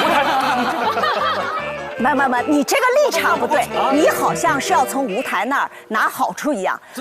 吴台，我上海人，我完全为家乡考虑。他们俩太逗了。你想啊，那么30天花了这么多的心思培养的，然后呢用了这么多的流量，就现在大家也都被看见了。这个时候如果给别人送出去，咱们不就亏了吗？亏大发了，亏大发呀！这么说要8个也不是不可以。对。全林老师，您讲的非常对，是吧？因为现在对于我们整个东方卫视和对于整个上海广播电视台来说，我们的核心战略就是新闻立台、文化新台、融合强台，然后最关键还有一句叫人才聚台。所以对于我们来说，能够吸引更多的有理想、有才干的年轻人的加入，对于东方卫视未来的发展来说是非常非常重要的。但是，我们所有的工作，我们都要有标准的流程，我们都要有标准，对吗？我们各位的亲友团，包括我们的带教老师，花了很多的时间来带教我们的各位实习生。我们的加油团各位老师也花了1个多月的时间，在这个过程当中不断的来沟通、遴选，然后陪伴我们的实习生们来成长。也是希望在这个过程当中，一方面他们能够各自能够得到历练和成长，那同时呢，也是我们在这个过程当中是一个人才的选拔的一个过程。没错。如果是所有的数量都是一样的话，那又何谈成长和选拔呢？是有道理。春风化雨，他说话怎么沁人心脾啊？不愧是台长。吴台，我就问一句话：您是科班出身还是非科班出身？接下来是您颁发这个 offer 的时刻啊！掌声，有请吴台。我们是给抱在一块儿，现在紧紧抓住互相的手。哎，宝贝儿们，你们俩干嘛？他们要跟着紧张。来，郑姐，传递能量。来，老师，竞争失败。首先呢，我其实还是非常想代表东方卫视向各位实习生们表达我的感谢，因为这段时间你们花了很多的时间跟着我们的带教老师，那么包括也是在这些加油团的老师们的这种鼓励之下，进行了1个多月非常高强度的这个实习。你们的对这份职业的这个热爱和憧憬，你们对梦想的追求，包括你们在这个实习过程当中所展现的你们的各种能力，以及你们非常丰富鲜明的个性，其实给大家留下了非常深刻的印象。同时，我也要感谢你们，因为有这档节目，有你们的存在，让更多的人，特别是更多的年轻人，对于东方卫视有了更多的了解。所以要感谢你们。根据我们这个节目的这个规则，我们令人心动的 offer 应该是只有1份，所以今天我手里的这张 offer 是只颁给1位实习生。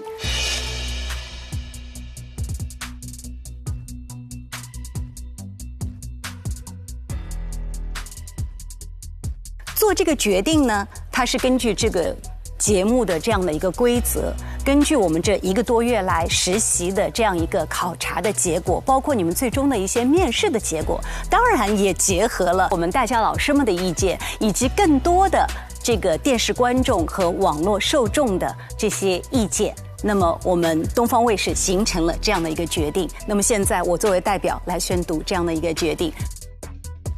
那么这份工作的 offer 我们打算把它颁发给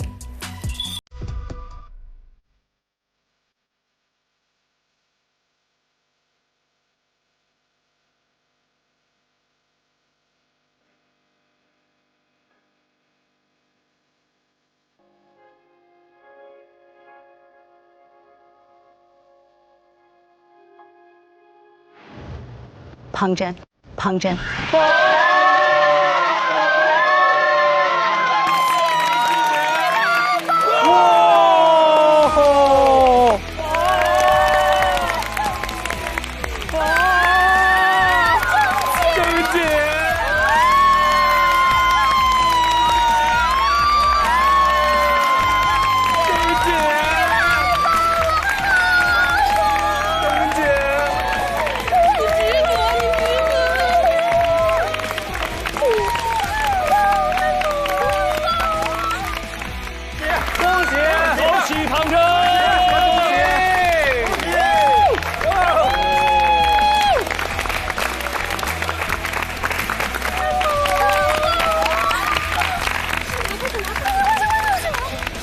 铮铮铁骨的铮。谢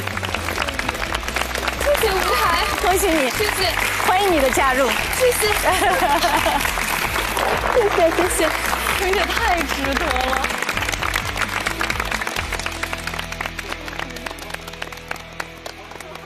新伙伴庞真，你好，非常欢迎你加入我们东方卫视的大家庭，成为一名 SMG 人。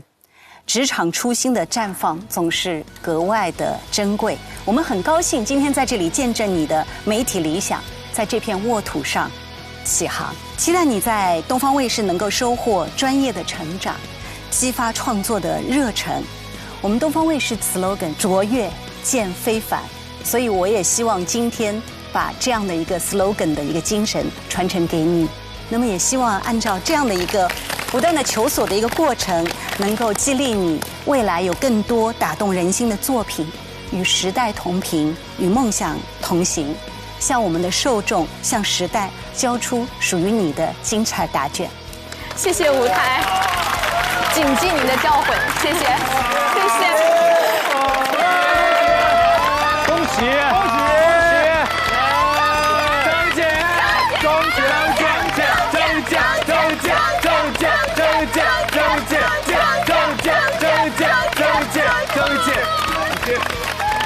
老师，谢谢，辛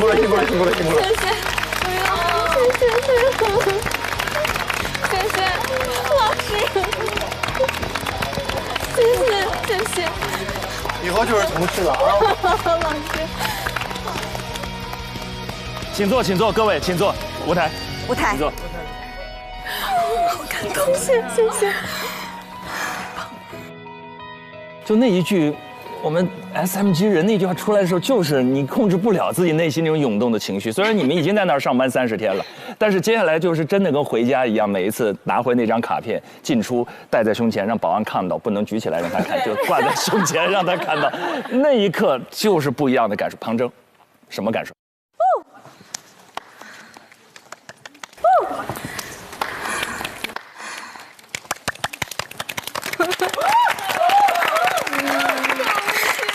谢谢。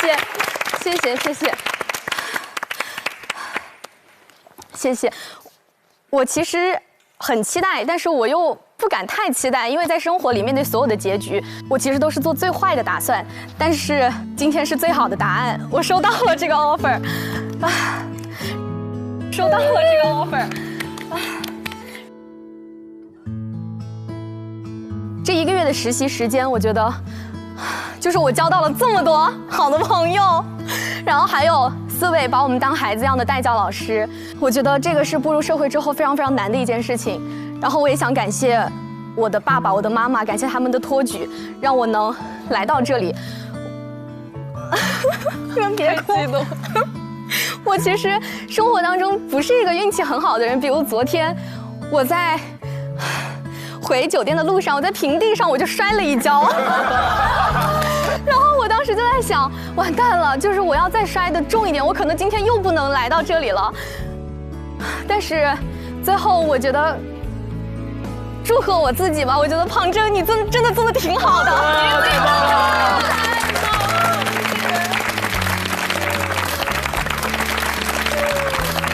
然后我想感谢自己没有放弃，有点运气，足够争气，然后祝大家，也祝我自己，祝所有人力争上游，蒸蒸有生。庞真，庞真，庞真，庞真，庞真，庞真，庞真，谢谢，太棒了，谢谢舞台，谢谢。采编播导无所不能。哥哥，哎，我又接到了一个活呀！啊，旁观者清第2期我就去了呀！我这下真的有戏了。旁观者清紧急正在筹备当中了，先把合同签了吧。我们组合就拆了吗？offer 首先尘埃落定，对，但是我们就如全玲老师所说，8盏灯，对，7盏，咱们亮了8盏，所以接下来又要辛苦舞台。真的舞台，你不知道我们为了这8盏灯也挺辛苦的，真的，我们起早贪黑的猜呀，这别哭了。这我们是真不容易，我们一期节目做6、7个小时，一天要做13、14个小时，目的是什么？只有一个，就是把这灯点亮。灯点亮是为什么？就是因为我们听说有一个特别福利。舞台这个特殊福利大礼包，它会是什么呢？其实我是这样理解这盏灯的啊，我心里在想，这个灯到底意味着什么？其实我们。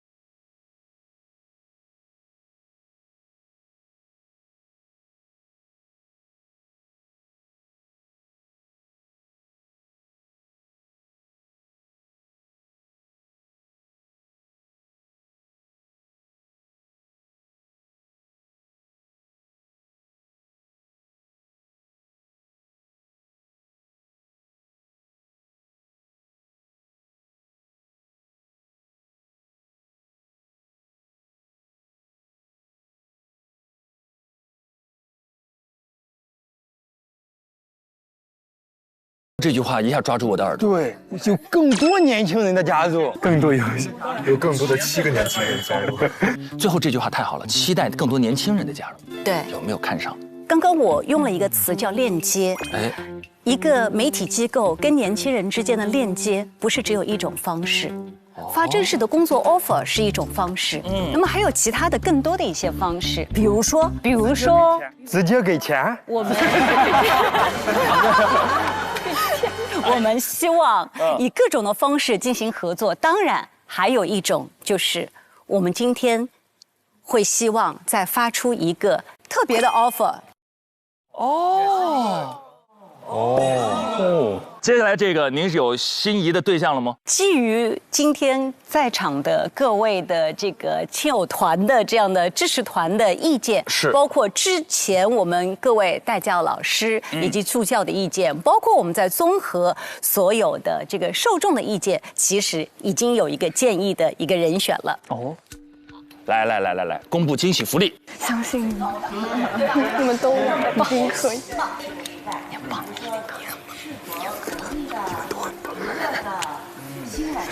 你看，台上还有信封呢，你看，谢谢。还有一个，再来一个，还有一个。哎呦，还可以递呀，那可以一直递呀，我看看这，来。所以未来有无限可能，对吗？那当然。现在我就直接揭晓这样的一个答案。接下来特别的 offer， 我们把它给到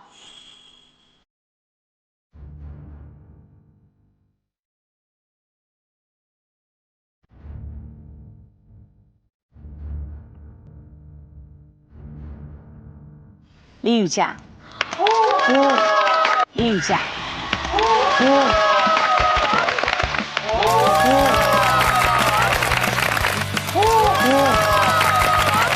相信自己，相信自己，相信自己就是你。谢谢老师，谢谢台长，我真的没想到，恭喜你，谢谢台长。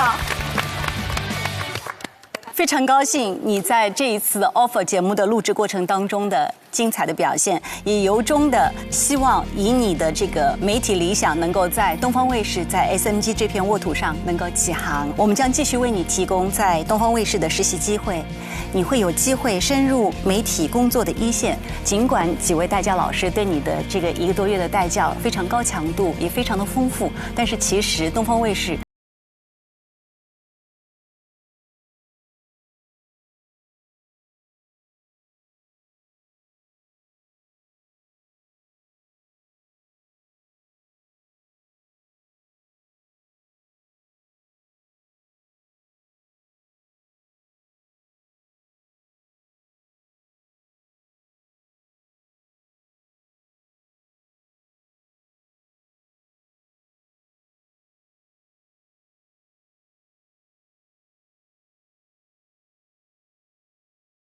未来正式的入职，积蓄力量，以更加从容的姿态来开启你的职场的新征程。谢谢，谢谢你，感谢你，谢谢你，抱我一下吧。谢谢台长。谢谢吴台，谢谢吴台。玉佳，对了。老师好，我真的没想到，谢谢老师。多悬呢，刚才差点就逐出师门了。说对了，说对了，你来就是拿这个 offer 的，说对了，说对了。记住你面试的那句话，加油，加油，加油！好，希望1年之后和你成同事。好，一年太久了，好，1年不用1年，不用1年，不要1年。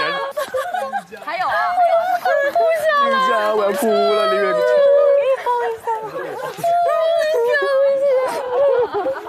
我都不敢哭了，我在里面都成青蛙了，就这样，我都不敢哭。今天是开心吗？又哭又笑，满脸放炮。瑜伽来简单说2句，什么感受？就是其实我觉得我在录 offer 这个过程当中，我情绪经历了很多起伏。从一开始我跟4位在校老师说，我来就是来拿这个 offer 的，到中间我确实失败了很多次，变成了悲伤蛙，然后又素颜去抓鸡，就是很多奇葩的事情，我觉得都发生在我这里。哎呀，我之前一直是个说话特别快的人，但是我今天有点说不出来了。颅腔共鸣啊，这一整段。哦，对，就是我希望我在实习这段时间吧，我可以慢慢的、稳稳的变好，去成为最好的自己。我一直从小到大当主持人就有一个想法，就是我想找到一条照亮自己也照亮别人的路，所以还是这句话。谢谢了。今天又要悲伤蛙了。还真被你那句话说中了，要发给1年之后的自己，所以好好珍惜继续成长的机会。感谢吴台，感谢吴台，谢谢老师，感谢吴台。那下一张纸来吧。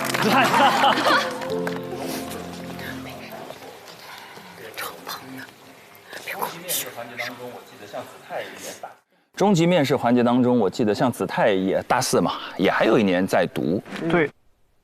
韵林是毕业了。韵林呢，他的情况比较特殊。对。我说实话，您看看韵林。那个舞台来。哎呀，全林老师，全林老师，我必须让您特别近距离的再看一眼他们，是看一看他们眼睛里的光，是，然后回想一下我们这10期节目他们闪光的地方。你看这个舞台上一站。是不是那个是对吧？东方卫视的那个气质就全都有了，对吧？对不对？对呀，舞台，我还给您提供一个额外信息，明年白老师回清华了。行，我认了。就是说，您的这个位置上的担忧啊，也不一定啊。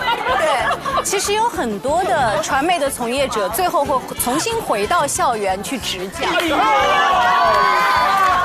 来有无限的可能。我不执教也不回来了。但是白老师明年要去那个去执教这个事情，我们暂时还没有同意。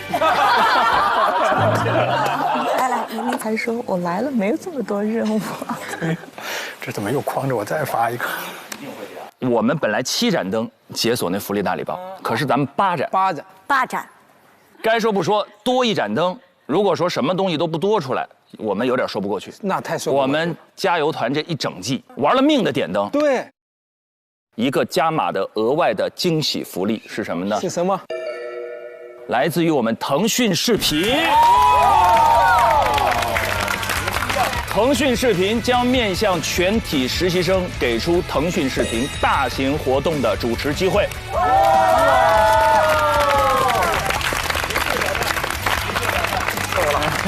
有人了。好，接下来到了你们的时间了，各位实习生，最后的一次发言机会。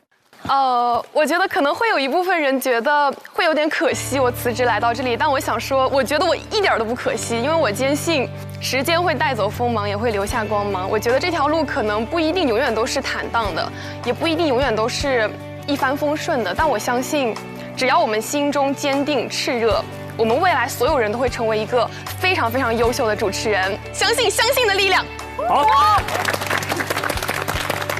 本来我以为我会收获一段实习，没想到收获了极其宝贵的朋友，极其宝贵的师长，也收获了我的理想在现实中的实现。去时乾坤大，一帘草木青。我也想告诉所有正在看我们，也期待被看见的朋友们，坚定地相信未来吧，莫愁千里路，自有到来风。好。我想问摄像机在哪里？我这句话想给屏幕前的每一个观众说，因为我觉得观众就你们永远是我创作的原动力，也非常感谢你们见证了我拿到这份实习 offer。接下来就让我们一起在职场上升级打怪，加油 ，power！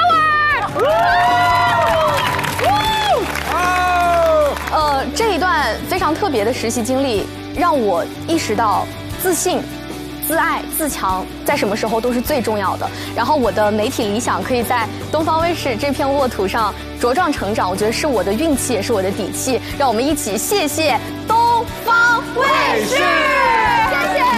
啊，什么叫正式员工？感谢单位了，刚刚忘记谢了。这太感动了，工资从今天开始就要发了，这，谢谢保证。接下来4位带教老师，我说，于姐，特别谢谢大家，我们这1个月的相处让我想到32年前我刚刚走上这条路时候的自己。如果说这32年有什么经验的话，第一个词就是我相信天道酬勤。我相信第2个词就是，如果我们走入一条艰难的或者黑暗的路，要相信否极泰来。最后我想说，我非常荣幸称呼为你们是我的同行，加油！谢谢。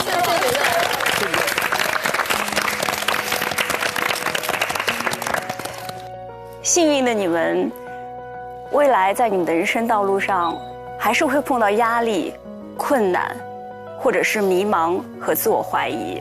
当这个时候，请回想起我们一起相处的这个月，请记得那个全力以赴、哭肿了眼睛之后又去迎接挑战的你自己，请记得那一份最初的热爱，那会带领你们抵达远方。给你们每一个人一个抱抱，希望把所有的好运气给你们，不管是低谷还是巅峰的时候，在你们面前依然会有很多很多的好运气。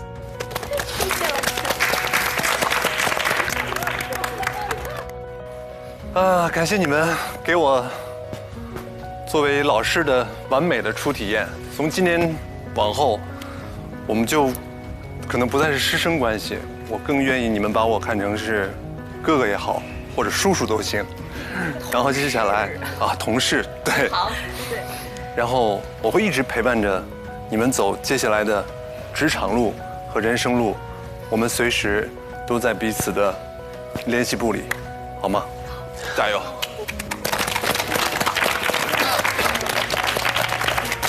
我还是那句话，你们不相信你们自己，也要相信我。像韵林说的，相信的力量，相信老师永远会在你们身后。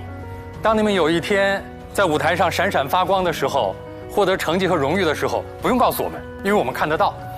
但是当有一天你们遇到困难问题的时候，给老师打电话，老师会尽己所能去帮助你们，永远会在身后去托举你们，祝你们未来都变得更好。我要把张老照片贴在冰箱上，相信张老师。太实在了，西哥就是这么实在，实在人，真实在。我也没啥，我就说先请大家原谅我们这一时期对大家的大放厥词。我说我对大家的大放厥词，我经常在这想，我有什么资格能对大家进行指指点点、吹毛求疵的在这里点评大家的所作所为？但我想请大家相信，我们有很多时候不是说看到你们的东西说的那些好听的或者不好听的，不只是针对于你们，是在你们身上看到了那个曾经不完美的自己，看到了身边不完美的同事。所以说，请你们完全放心，我们所有的这些不好听的话，一定不是针对你们个人，因为我相信放大部分人坐到你们那个位置上，不会有人比你们做得更好。所以请大家相信你们自己，忘记那些声音，那些声音绝对不是针对于你们的表现，是针对于生活中你们折射出来的那些人，你们身上代表了太多职场上的人了。我相信接下来从这里出去之后，再提到大家，我们不会有吹毛求疵的一个评论。我相信提到将来在座8位的每一个人的名字，我将来只会有4个字，叫与有荣焉。谢谢大家。offer 其实不是最后的目的，我认为就是被看到是最重要的一件事情。然后我刚才看到各位哥哥姐姐们，还有我的校友们、我的同学们。我看到大家的时候就油然而生，就是莫愁前路无知己，天下谁人不识君。就希望大家，这个前程似锦吧。谢谢大家。我就是想由衷的祝福大家，希望你们记住2025年这个夏天，你们的勇敢、热情、真诚、坚持，希望你们完成自己的梦想，希望你们熠熠生辉，会过得非常的闪亮、精彩。祝大家广阔天地大有作为，珍惜春光不负韶华。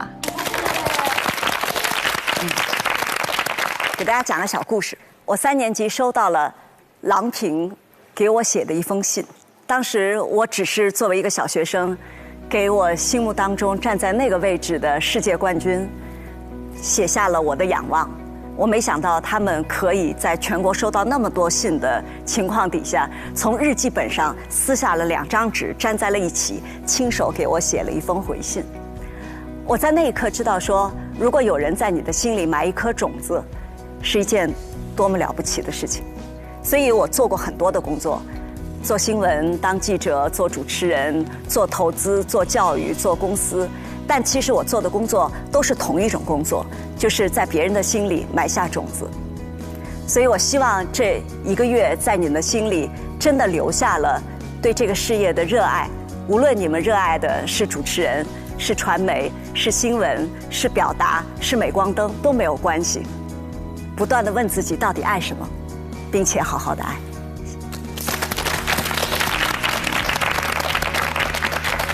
这一期要结束了。下班了，朋友们。因为心动的 offer 第7季了，之前有6季，4季律师，一季医生，然后一季建筑师。6季的令人心动的 offer， 在这一季开始之前，我们探讨过很多次，就主持人是不是一个值得做的行业？第一，它还令人心动吗？第二，这是一个在聚光灯下被所有人看见的行业，可挖掘吗？每个人都看得到主持人的生活，尤其是在全媒体的今天，每个人是透明的，每个人的生活都在所有人的审视之下，还值得做吗？谢谢你们，谢谢8位，谢谢带教导师，谢谢东方卫视，就是用一整季的节目给所有人吃了一个定心丸。就第一件事，这是一个令人心动的行业；第二件事，所有人的生活，他背后的那些艰辛的付出，我们原以为我们生在行业中，原以为他理应被这个世界看到，但并不是这样，不会，还有很多人看不到那些。但是谢谢你们，让你们的魅力和精彩被所有人看到。无论是主持人这个行业，还是新闻这个行业，甚至媒体这个行业，在过去几年的时间，在公众的舆论场上，经受了充分的质疑，值不值得学，值不值得考，值不值得干。有很多很多的声音，谢谢你们。如果不是你们，我们没有一个清晰的样本告诉所有人，我们不一样，真的不一样。表达说话这件事人人都会，但是说成你们这样不容易。温暖和爱，我们每个人也在心里都有，但是能呈现成你们这样不容易。我必须得说，今年一整季的节目当中，在座的每一个人，从实习生到导师，都有一个瞬间，我觉得我会打引号的爱上。就你们在最后那个时刻那句话说，导师我爱你的那个字，就是最扣人心弦，就是你们的那种魅力无来由的就击穿整个屏幕，被大家捕捉到。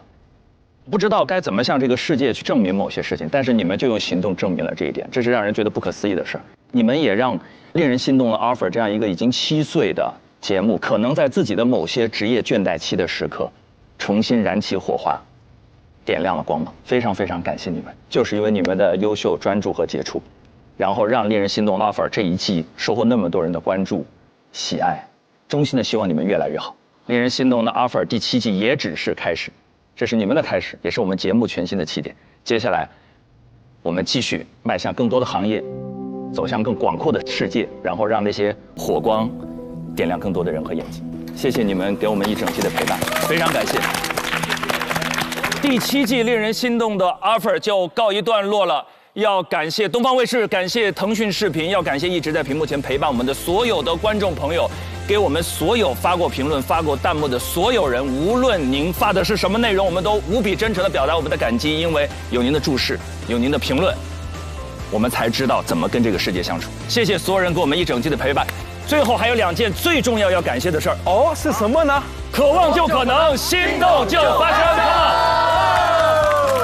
本节目由酷爽带感点燃无限渴望的百事可乐冠名播出，谢谢。找到我们这么棒的节目，一路同行，希望你们下季也在，希望百事可乐下季在，希望我们的淘宝下季在，希望屏幕前的你下季也在。令人心动的 offer 第8季不见不散，拜拜。我们还有一个感谢要说，还有感谢要说，感谢加油啊！感谢带教导师。感谢师姐，感谢凯旋，感谢冯林，感谢你们，谢谢，感谢。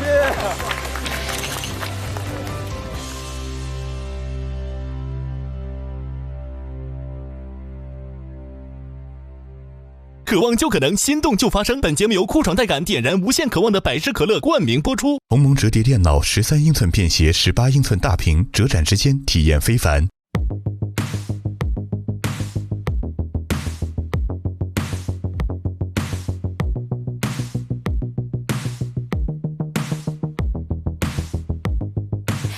想成为怎样的人，在追逐的梦怎样成真，你带着对未来。上微博搜索令人心动的 offer， 最终节目资讯等你解锁。